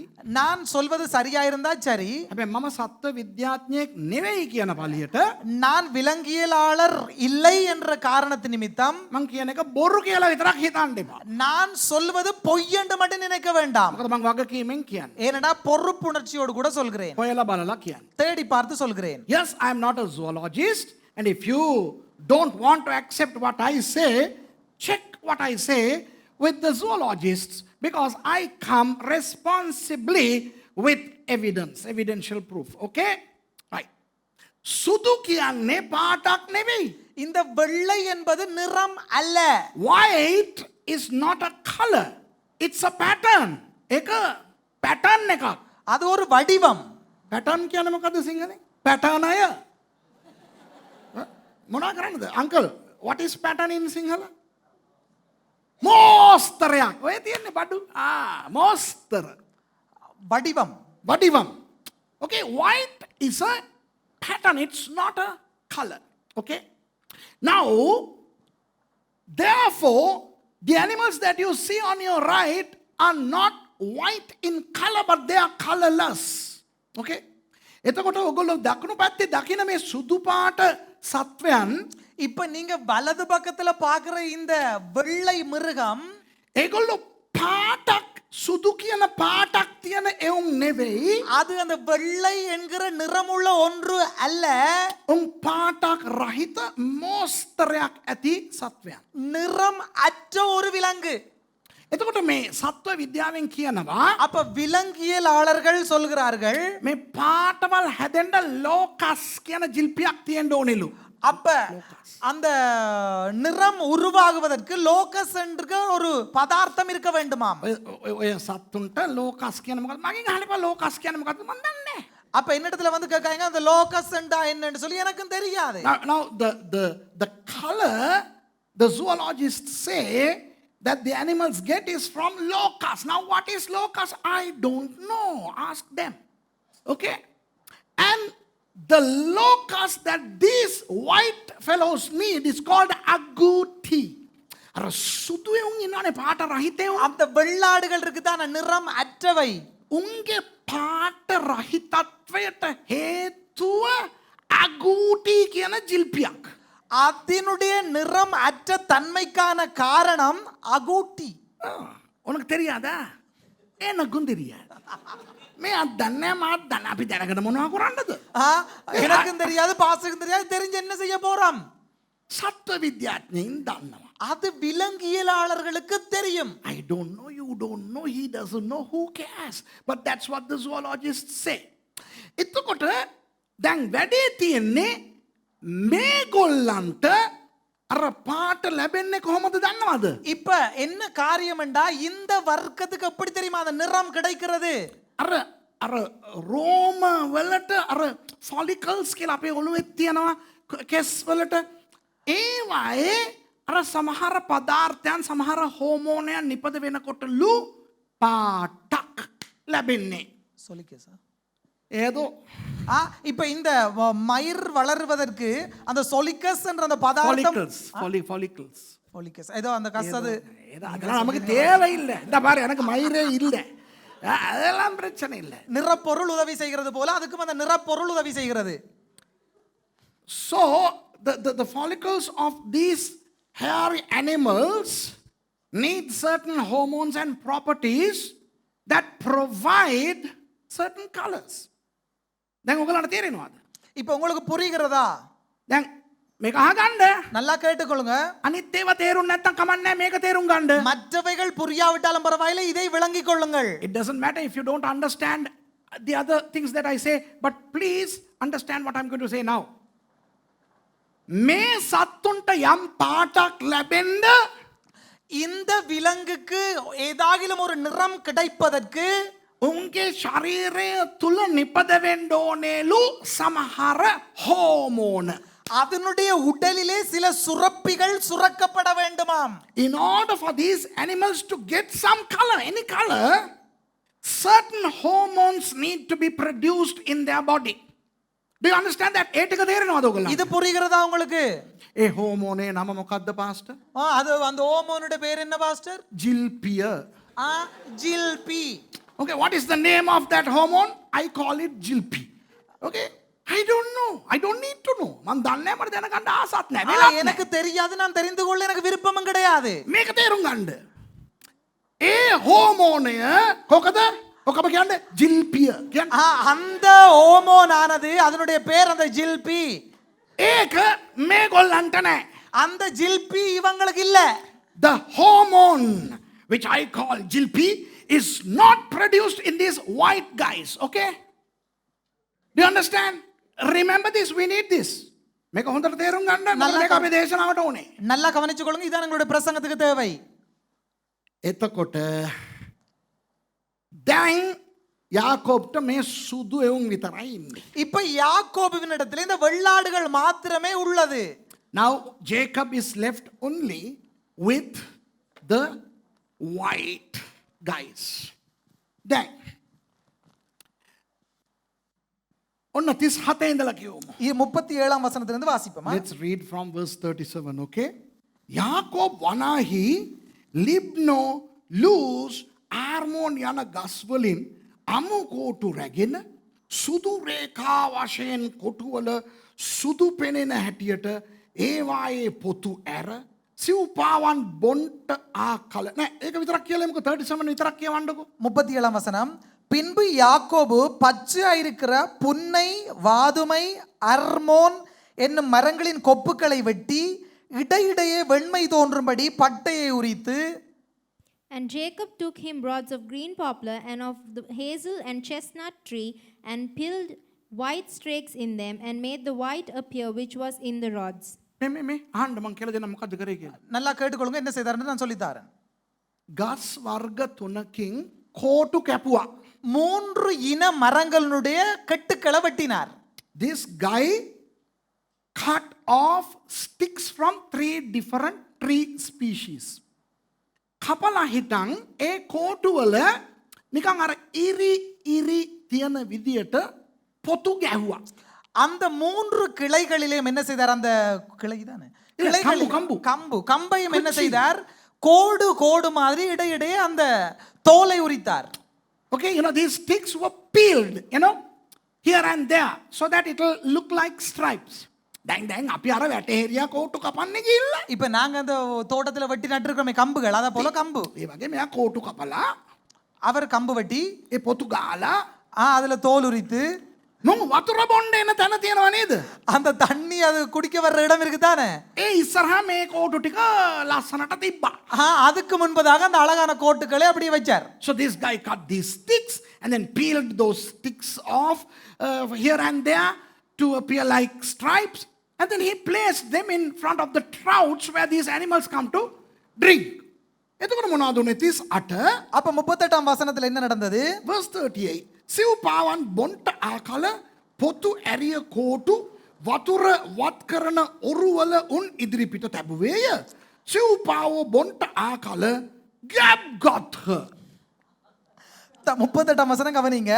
தான் உரித்த கொப்புக்களை ஆடுகள் தண்ணீர் குடிக்க வரும் கால்வாய்களிலும் தொட்டிகளிலும் ஆடுகளுக்கு எதிராக போட்டு வைத்தான். ஆடுகள் தண்ணி குடிக்க வரும்போது பொலிவதுண்டு. And he set the rods which he had peeled before the flocks in the gutters in the watering troughs when the flocks came to drink, that they should conceive when they came to drink. මේ බලන්න. கவனிங்க. අපි කියනවා අපේ බයිබලේ මිත්‍යා කතා නැල්ලු. இப்ப நாங்க சொல்றோம் எங்களுடைய வேதத்துல விஞ்ஞான கதைகள் இல்லையாம். අපේ බයිබලේ දේවල් උනේ අජක්කා බුජක්කා ජීබුම්බා කියලා නෙවෙයිලු. எங்களுடைய பைபிள்ல உள்ள சில கதைகள் அஜக்கா புஜக்கா ஜீகும்பா போல. அண்டாசாகசம் அபுக்கா குசும் திறந்துடு சீசே அதுதான் தமிழ்ல. அலிபாபாவை 40 திருடர்களும் பாத்தியா? பார்த்துட்டு தான் எனக்கிட்ட ஊழியத்துக்கு வரணும். ஹர்த this is not, we say that our Bible is not like open sesame book. අපි කියනවා මේක විද්‍යානුකූල පොතක්ලු බයිබලේ. இப்ப நாங்க சொல்றோம் இது விஞ்ஞானவியல் විඥාන රීතියාන පුත්තකම්. விஞ்ஞானவியல் புத்தகம் என்று சொல்லி. We say that our Bible is scientific. The things therein can be substantiated historically, archaeologically. I mean, this is not a mythological tome. අපි කියනවා මේ බයිබලේ මේ නිකම් මේ මිත්‍යා පොතක් නෙවෙයි. இது வந்து ஒரு மூட நம்பிக்கை இல்லை. මේක විද්‍යානුකූලයි. இது விஞ்ஞானவியல். ஐතිஹාසිකානුකූලයි. இது வரலாற்றுவியல். එහෙම කියනවා. அப்படி சொல்கிறோம். හැබැයි මෙතන අපි කියවන එක ඒ වගේ නෙවෙයි. இப்ப நாங்க இது வாசிக்கிறது அதை போன்ற ஒன்றுதானே. Look at what we read. I mean, this guy places some sticks and when the animals come they become pregnant. මේ මනුස්සයා කෝටු තියනවලු. இந்த மனுஷனுக்கு கம்பு இருக்குதாம். Sorry.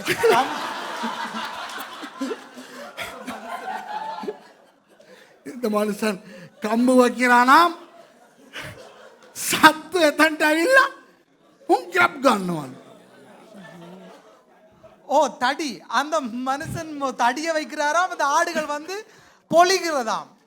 பொழிகிறதுனா என்னன்னு தெரியுமா நம்ம தமிழாக்களுக்கு? அதனாலதான் அப்படி சொல்றது, தெரியக்கூடாது. தெரியாது. පොලිවදනා කුඩුම නඩතන එතනර සිංහලෙන් ලස්සනට ගැබ් ගත්තා කියලා තියෙනවා. අපි සිංහල අය කුණු හරප කියන්නේ නෑනේ. அப்ப சிங்களத்தில் நாங்க இப்படி தவறான வார்த்தைகள் பயன்படுத்த முடியாதானே? ඒවල ගැබ් ගත්තලු. නෑ නෑ නෑ. උතන හෙබ්‍රෙව් වචනේ මොනවද දන්නවද? அதனுடைய எபிரேய வசனம் என்ன தெரியுமா? அந்த பதம் එතන්ට ආපුහමලු அந்த இடத்துக்கு வந்த உடனே தானாம் ඒ පිරිමි සත්තුයි ගෑනු සත්තුයි එකතු වෙන්නේ. அந்த ஆணாடும் பெண்ணாடும் ஒன்றிக்கிறது. When they come to drink water, you know, they mate. You know, I mean that's the Hebrew word there, okay? They mate. Huh? Okay. So in your version it says mate. In Sinhala it says they become pregnant. Come on, you know, animals don't get pregnant without mating. Sattu අර එකට වෙන්නේ නැතුව එකතු වෙන්නේ නැතුව කොහොමද කියන්නේ? මට හොඳ ඒවා එනවා කියන්න බෑනේ. එකතු වෙන්නේ නැතුව මේ ගැප් ගන්න බෑනේ. இப்ப விலங்குகள் ஒன்றிக்காம எப்படி கர்ப்பமாகிறது? එතකොට මෙතන අදහස් කරන්නේ අර කෝටු ටික දැක්කාම මුන් එකතු වෙනවා. அப்ப இந்த இடத்துல சொல்லப்படுது அந்த கம்புகளை பார்த்தோன்னே இவைகள் எல்லாம் சேருதாம் அப்படின்னு சொல்லி. So according to the story, when they look at the sticks, they mate. I mean, listen. Now that's funny, right? This is like a myth. මේක නිකන් බොරුවක් නේ අයිස්. இப்ப இது ஒரு பொய்யா? பொய். මේ බලන්න ඊළඟට ඊටු ටික කියවන්නකෝ. மீதியை வாசிப்போம். ඊට පස්සේ කියනවා 40 වෙනි පදේ කියනවා යාකෝබ් බැටළු පැටවුන් වෙන්කොට රැළවල සිව්පාවන්ගේ මුහුණ ලාබන්ගේ රැළේ රේඛා ඇති සතුන්ද කළු පාට ඇති සියල්ලන්ද දෙසට හැරෙව්වේය. තමන්ගේම රංචු ලාබන්ගේ රැළ අතරෙහි නොසිටුවා වෙන්කොට සිටෙව්වේය. තවද රැළේ වටා ශක්තිමත් එවුන් ගැබ් ගන්න කල උන් කෝටු ඉදිරිපිටදී ගැබ් ගන්නා පිණිස ඔහු ඒ කෝටු උන්ගේ ඇස ඉදිරිපිට වතුර ඔරුවල තැබුවේය. 40ஆம் வசனம் கவனிங்க.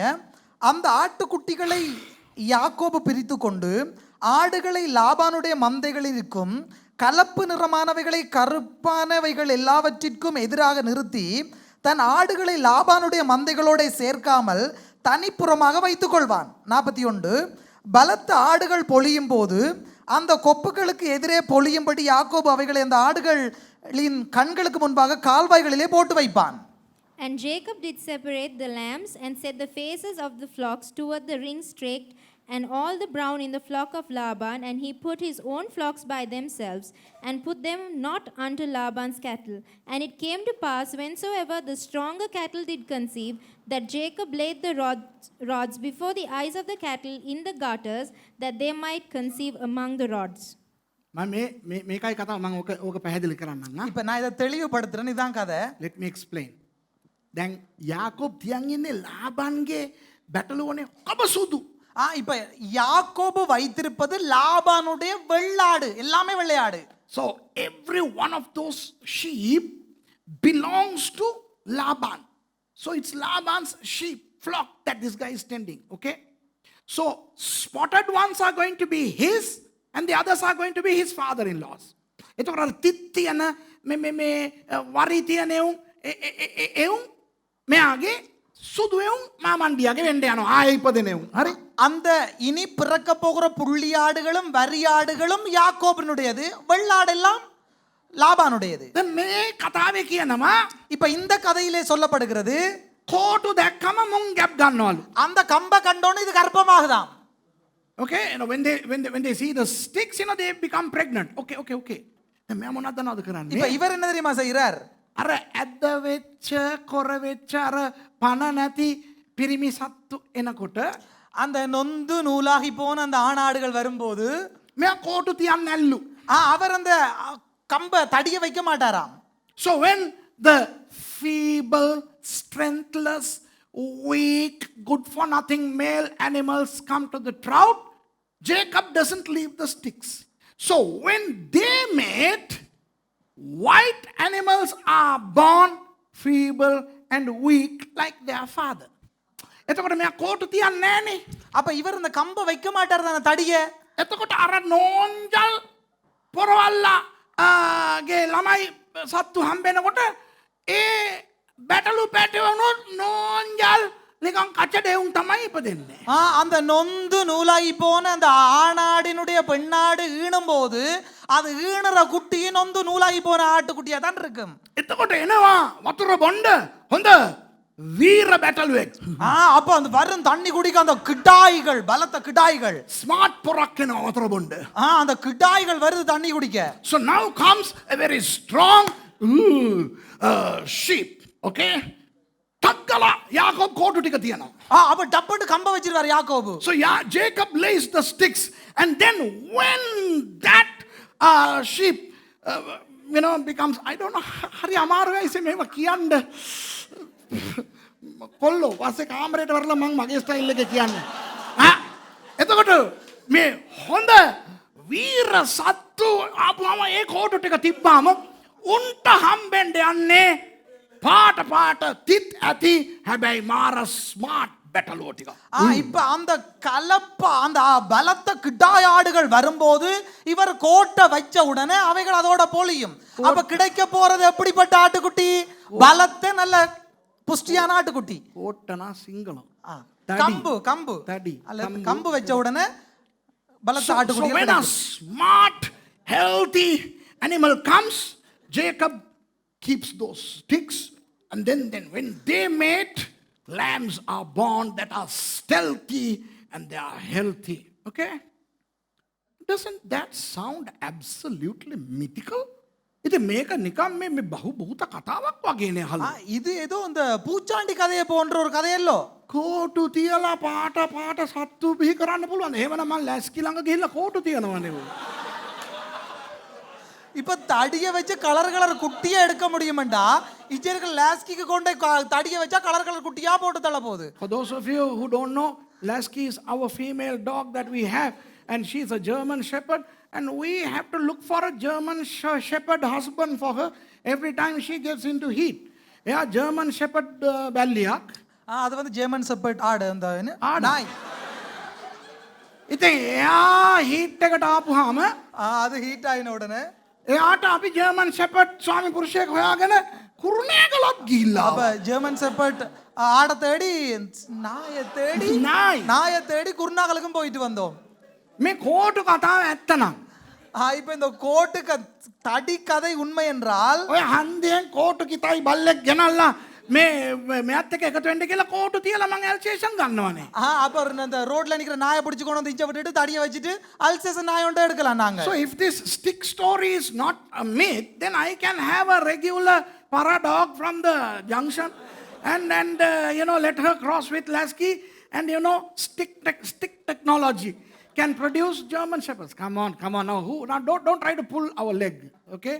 දැන් අපිව ගොනාට අන්දන්න එපා දෙවියන් වහන්සේ. எங்களை சும்மா ஏமாற்ற வேண்டாம். එහෙමනේ හිතන්නේ නේ. அப்படித்தான் நினைக்கிறோம். මම ඕගලන්ට ලොකු රහසක් කියලා දෙන්නද? இப்ப உங்களுக்கு பெரிய ஒரு ரகசியத்தை சொல்லி தரவா?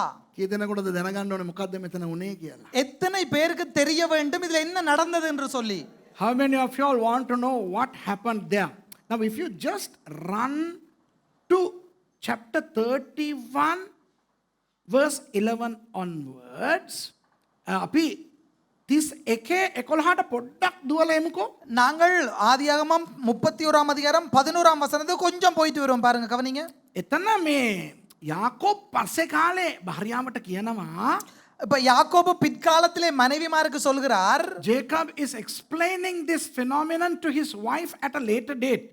එයා කියනවා මේ එවිට දෙවියන් වහන්සේගේ දූතයා මට ඇවිල්ලා அன்றியும் தேவதூதன் ஒருவர் சொப்பனத்தில் හීනෙන් ඇවිල්ලා මට කිව්වලු, கனவுல வந்து அவருக்கு சொன்னாராம். So an angel, verse 11 says, an angel appeared to me in my dreams and he told me to do these things. එයා තමයි මට කිව්වේ මෙහෙම කරපම් බං කියලා. அவர்தான் சொல்லி கொடுத்தாராம் இப்படி இவைகளை செய் என்று சொல்லி. යාකොබ්ට මේ කෝටු ගේම් එක දන්නේ නැහැ. யாக்கோபுக்கு இந்த கம்பு தடி விஷயம் அவருக்கு தெரியாது. Jacob did not know the stick story. Okay? But it was God who met him in Bethel. You can read later. Who comes to him in a dream and says, boy, this is what you ought to do. Stick technology. අර බෙතෙල් වල හම්බුණ දෙවියන් වහන්සේ තමයි ස්වප්නයෙන් ඇවිල්ලා මෙයාට කියන්නේ அந்த பெத்தேல்ல கண்ட அந்த ஆண்டவர் தான் இவருக்கு கனவுல வந்து இதை சொல்றார். මෙන්න මේ වගේ ගේමක් දීපන් පුතේ බලපන් වෙන්න යන දේ. இந்தபடியே இப்படி ஒரு கேம கூட என்ன நடக்குதுன்னு பார். මෙයා ශාක විද්‍යාඥයෙක් නෙවෙයි. இப்ப இவர் தாவரவியலாளர் அல்லவே. ඒ දෙවියන් වහන්සේ කියපු දේ කරා. ஆண்டவர் சொன்னதை இவர் செய்தார். He was not a botanist, but he just obeyed what God said, and I am going to explain to you. මම ඔයගලන්ට ඒක මම පැහැදිලි කරන්න. நான் உங்களுக்கு இதை தெளிவுபடுத்த போகிறேன். ඒ මොනවද ඒ ගස් තුන ඒ කෝටු තුන? அந்த தடி கம்பு என்ன அந்த மூன்று இன கம்பும் என்ன? What are those sticks? කොයි පදේද ඒක? 37. අන්න පළවෙනි එක ලිබ්නෝ. The first one is லிப்னோ. புன்னைன்னு இருக்கும். 37 நினைக்கிறேன். 30 புன்னை 37. அங்க இருக்கு. புன்னை. புன்னை. தமிழ்ல புன்னை, සිංහලෙන් ලිබ්නෝ කියලා තියෙනවා. දෙවෙනි එක ලූස්. ரெண்டாவது வாதுமை. Okay. Second is what? Hazel. Hazel. Almond. Almond. Okay. තුන්වෙනි එක ආර්මෝන්. மூன்றாவது அர்மோன். What is the third one? Chestnut. Chestnut. Okay. Does it say hazel in your second one? It's actually almond. Okay. Yours says almond. Okay. The Hebrew words are livne, luz and armon. Okay. Livne. තමයි අතන සිංහලෙන් ලිබ්නෝ කියලා තියෙන්නේ. දැන් මේ ගස් තුන ගැන මම කියලා දෙන්න යනවා. இந்த மூன்று தாவரங்களை குறித்து மரங்களை குறித்து சொல்லி தர போகிறேன். I am going to explain about these three trees. පළවෙනි එක දාන්න livne නැත්නම් ලිබ්නෝ කියන ගහ දැන් දාන්න. ඔය තියෙන මේක තමයි ඒ ගහ. இதுதான் அந்த புன்னை மரம். මේ ගහේ කෝටු කපලා இப்ப இதுல அந்த கிளையை வெட்டி ඒ පොතු අපි ගෑවොත් அதுல உள்ள அந்த தோலை உரித்தால் ඒකෙන් එන සුවඳ அதுல இருந்து வருகிற அந்த வாசனை අපට හොඳ මොකක්ද ඒකට කියන්නේ පාස තුෂාර තමයි මට මොකද්ද සිංහල වචනයක් කිව්ව ඒකේ කොටසක් මම දැම්මා මොකද්ද අමන්දානනීය තව ජිල්පියක් කිව්වා මොකද්ද අමන්දානනීය මොකද්ද එකක් කිව්වා ඒ කියන්නේ අපේ අන්දක්කද ඒක තමයි මොකද්ද අමන්දානය පුසපත් මුසපාත් මෙයාර උත්තක පුංචියද මොකක්ද එකක් කියන්නේ ඒ වගේ එකක් නේ නෑ බක් නොහරප භාෂාවක් නේ කමන්න මොකද්ද පුසපත් මුසපත් අමන්දානනීය මුසපත් වෙනවලු வாசனை புத்துணர்ச்சி it's a mood booster.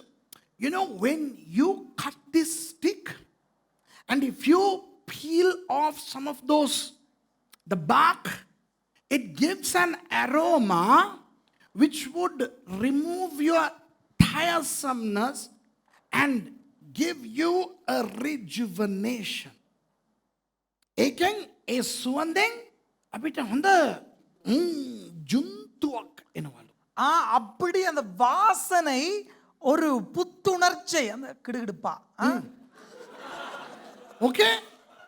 ඒ විතරක් නෙවෙයි ඒක කෘමි සංහාරයක් වගේ වැඩ කරනවලු. කිරිමිනාසිනියහ. ஒரு கிருமிநாசினியை போலவும் வேலை செய்கிறது. It also function as a worm and germ killer. So when these animals come to the trout to drink water, when they breathe, they are going to breathe this aromatic air which is going to give them an emotional boost and it's going to clear them, it's going to bring them a lot of healing.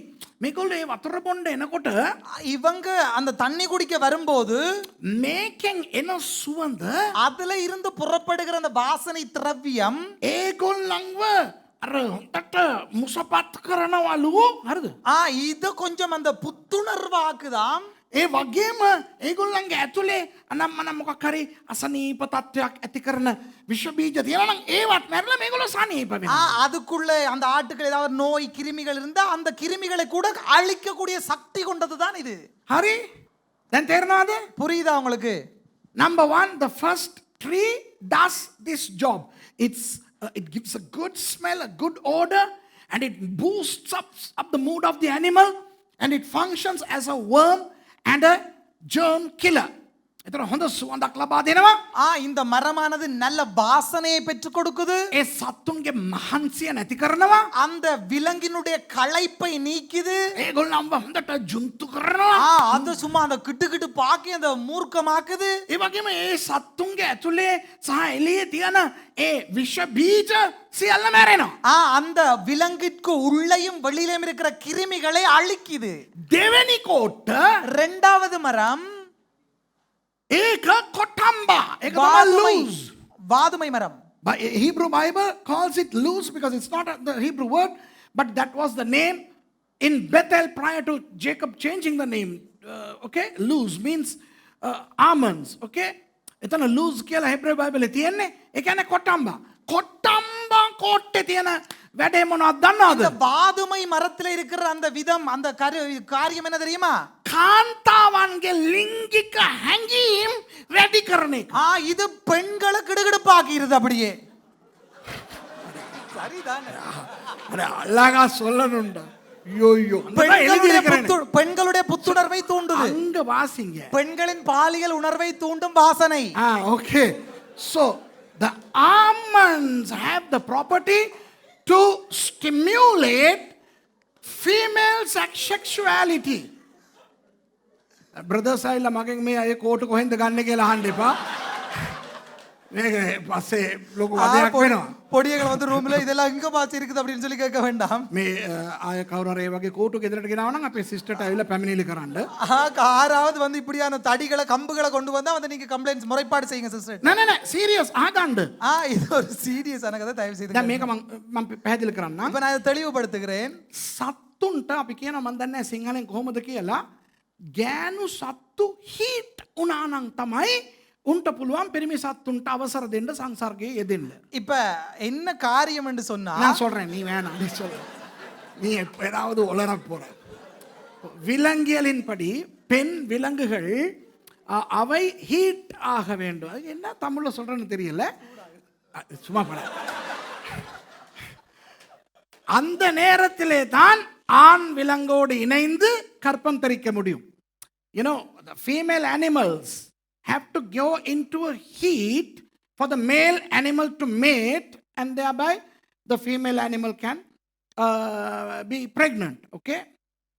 එතකොට ඒ heat එක නැත්තම් அந்த heat இல்லாட்டி அந்த heat இல்லாட்டிக்கு ඒ පිරිමි සතාට මේ ගෑනු සතා අවසර දෙන්නේ නැහැ.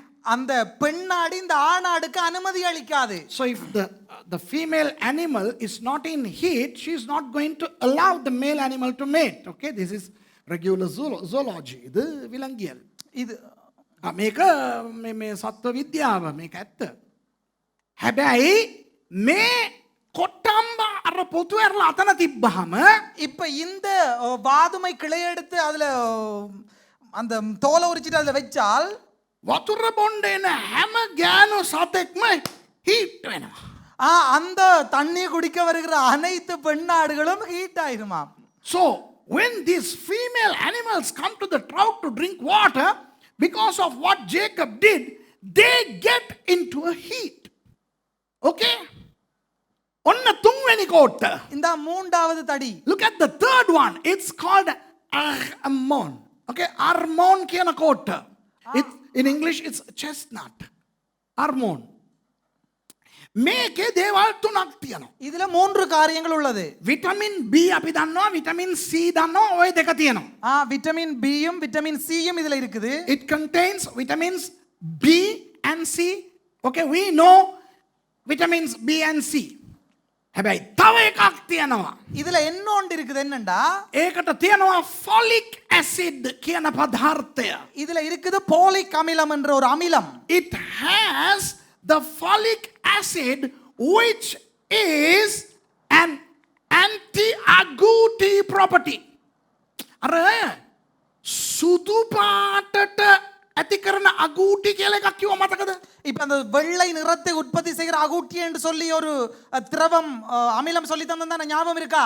ඒක අඩු කරලා அதை குறைத்து follicles තුල පාට ඇති කරන ඒ පදාර්ථය තමයි folic acid කියන්නේ. அந்த பொலிக் அமிலம் ஊடாக நிற பதார்த்தத்தை உண்டாக்கக்கூடிய அமிலம் தான் இது. ඒ කියන්නේ ඒ ඇසිඩ් එකෙන් තමයි පාටවල් නිපද වෙන්නේ. இந்த அமில திரவம் ஊடாகத்தான் நிற பொருள் உண்டாகிறது.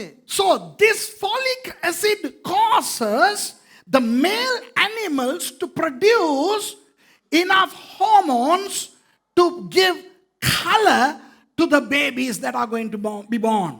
මේ පිරිමි සත්තුන්ට ලැබෙනවා இந்த ஆண் ஆடு கிடாய்களுக்கு கிடைக்கிறது යම් හෝමෝනයක්. ஒரு ஹோமோன். ඒ හෝමෝනය හරහා அந்த ஹோமோனின் ஊடாக ඒ ඉපදෙන්න යන සතාට පාටක් ලබා දෙන්න. அந்த பிறக்க போகிற குட்டிகளுக்கு நிற பொருள் கடத்தப்படுகிறது. දැන් තේරෙනවද ඔයගොල්ලන්ට? புரியுதா இப்ப உங்களுக்கு? මේක මිත්‍යාවක් නෙවෙයි. இது வந்து மூட நம்பிக்கை அல்ல. මේක කටකතා නෙවෙයි. இது ஒரு வாய் கதை அல்ல. මේක දෙවියන් වහන්සේ මවපු විද්‍යාව. இது ஆண்டவர் படைத்த விஞ்ஞானம். This is not mythology. This is not fable. This is how God has created. This is pure science. Okay? එතකොට මොනවද වෙන්නේ? அப்ப என்ன நடக்கிறது? එතනට ඇවිල්ලා ඒ chromosomes ඇති කරගත්ත ඒ සත්තු සංසර්ගයේ යෙදෙනකොට පාට සහිත follicles තියෙන ඒ සත්තු පැටව හම්බෙනවා. இந்த திரவியங்கள் பெற்றுக்கொண்ட அந்த விலங்கானது சயனிக்கும் போது குட்டிகள் உள்ள திரவ அந்த நிறங்கள் வரக்கூடிய குட்டிகள் போடப்படுகிறது. ඕකේ එතකොට තාත්තා සුදු කියන එක මෙතන අදාළ නැහැ. அப்ப இதுல அப்பா வெள்ளையா இருக்கிறது காரியமே கிடையாது. It doesn't matter if the father was white, the father was colorless, but now he has hormones and chromosomes which has color. තාත්තා සුදු. இப்ப அப்பா வெள்ளை. නමුත් එයාට දැන් තියෙනවා පාට දරුවෝ දාන්න ජිල්පි. இந்த அப்பாக்கு இப்ப திறமை வந்துட்டு கோக்கு நிறமா குட்டி போடக்கூடிய தகுதி. දැන් තේරෙනවද? இப்ப விளங்குதா உங்களுக்கு? යාකොබ්ට තිබ්බ පර්මනන්ට් එතන කෝටු ටික දාලා තියන්න. யாக்கோபுக்கு முடிந்தது நிரந்தரமா அந்த தடிகளை நட்டு வைப்பதற்கு. Jacob had the ability to permanently place those sticks, then Laban would not have a single animal. එතකොට ලාබන් මාමණ්ඩියට එක බැටළු එක හම්බෙන්නේ නැහැ. ඔක්කොම පාට. அப்ப மாமாவுக்கு ஒரு வெள்ளாடு கிடைக்காத எல்லாம் நிறம் உள்ளது. පවුනේ කියලා අර නෝන්ජල් ඒව හරි දීලා දාමු කියලා. උඹ මට අවුරුදු 14කට දුන්නානේ පුතේ ගේම. நீ எனக்கு வந்து இப்போ 14 வருஷத்துக்கு கேம் கொடுத்தாதானே? දැන් දෙන්නම් ජම්බු කියලා. මෙයා හොඳ ඒවා ඇරලා. இப்ப விளையாட்ட பாருன்னு சொல்லி நல்ல காரியங்களை காட்டினார். So Jacob did this and he became wealthy. දැන් ඔයගලන්ට තේරෙනවද අපේ බයිබලය මිත්‍යා කතාවක් නෙවෙයි කියලා? இப்போ உங்களுக்கு புரிகிறா இது ஒரு மூட நம்பிக்கை அல்ல நம்முடைய வேதாகமம். Now you see our Bible is not a fable, it's not a myth, it is all scientific. මේ වගේ තමා ඔය බයිබලේ තව ඔයගලන්ට අපහැදිලි දේවල් තියෙනවා නම් ඒවට හේතු තියෙනවා. இப்ப நமக்கு வேதத்துல புரியாத நிறைய விஷயங்கள் இருக்கும்னு சொன்னா இப்படியான பல காரியங்கள் இருக்கும் அதுக்குள்ள. If you encounter other passages which are apparently inexplicable, hey, they're all explicable. Okay, only thing is we need to see what's going on there. It's not a myth, it's pure word of God. And we are talking about a time when zoology was absent, and look at the amazing zoological things that God gave. There is zoology and botany combined here. බලන්න දැන් විද්‍යාව දියුණු වෙලා තියෙන්නේ. இப்பதான் விஞ்ஞானம் வளர்ந்திருக்குது. හැබැයි මෙතන ශාක විද්‍යාවයි, இப்ப இதுல தாவரவியல், සත්ව විද්‍යාවයි, விலங்குவியல் නියමයට වැඩ කරලා තියෙනවා. බලන්න දෙවියන් වහන්සේට ප්‍රශංසා. நன்றாக வேலை செய்திருக்கிறது. ஆண்டவருக்கே மகிமை உண்டாகட்டும். ඒ වගේ දෙවියන් වහන්සේ මෙයාට ආශිර්වාද කරා. அப்படிப்பட்ட விதமாக ஆண்டவர் இவரை ஆசீர்வதித்தார். මෙසේ දුර්වල එවුන් ලාබන්ගේද 42, ශක්තිමත් එවුන් යාකෝබ්ගේද බුහ. ඒ මනුෂ්‍ය ඒ කියන්නේ යාකෝබ් අතිශයින් වර්ධනය වුණේය. ඔහුට රැළවල්ද මොකද්ද? දාසියුද, දාසයෝද, ඔටුවෝද, කොටලුවෝද වූවේය. 42 43 கவனிங்க. பலவீனமான ஆடுகள் பொழியும் போது அவைகளை போடாதிருப்பான். இதனால் பலவீனமானவைகள் லாபானையும் பலமுள்ளவைகள் யாக்கோபையும் சேர்ந்தன. இவ்விதமாய் அந்த புருஷன் மிகவும் விருத்தியடைந்து திரளான ஆடுகளும் வேலைக்காரிகளும் வேலைக்காரரும் ஒட்டகங்களும் கழுதைகளும் உடையவனானான். But when the cattle were feeble, he put them not in. So the feebler were Laban's and the stronger Jacob's.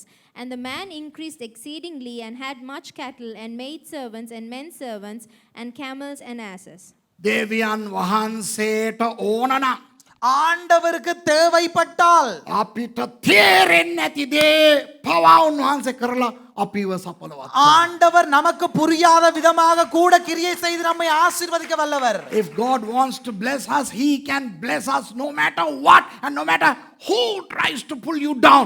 He is omnipotent to bless you. කවුරු අපිව කැපුවත්, யார் நம்மை வெட்டி போட்டாலும், කවුරු අපිව නැති කරන්න හැදුවත්, யார் நம்மளை அழிக்க நினைத்தாலும், ලාබාන් එක්කෙනෙක් නෙවෙයි ලාබාන්ලා ලක්ෂයක් ආවත් ஒரு லாபான் அல்ல 1 கோடி லாபான் வந்தாலும் යාකොබ්ට ආශිර්වාද කරන්න දෙවියන් වහන්සේ තීරණය කරා නම් யாக்கோபை ஆசீர்வதிக்க ஆண்டவர் தீர்மானித்தாரானால் උන්වහන්සේට පුළුවන් කෝටු හරහා හරි ආශිර්වාද. ஆண்டவருக்கு முடியும் தடியினூடாக கூட நம்மை ஆசீர்வதிப்பதற்கு. No matter how many Labans come, God can use sticks to bless you. Hallelujah. Amen. නැගිටලා ආඥා කරලා වෙනම කරමු. ஆமென். அல்லேலூயா.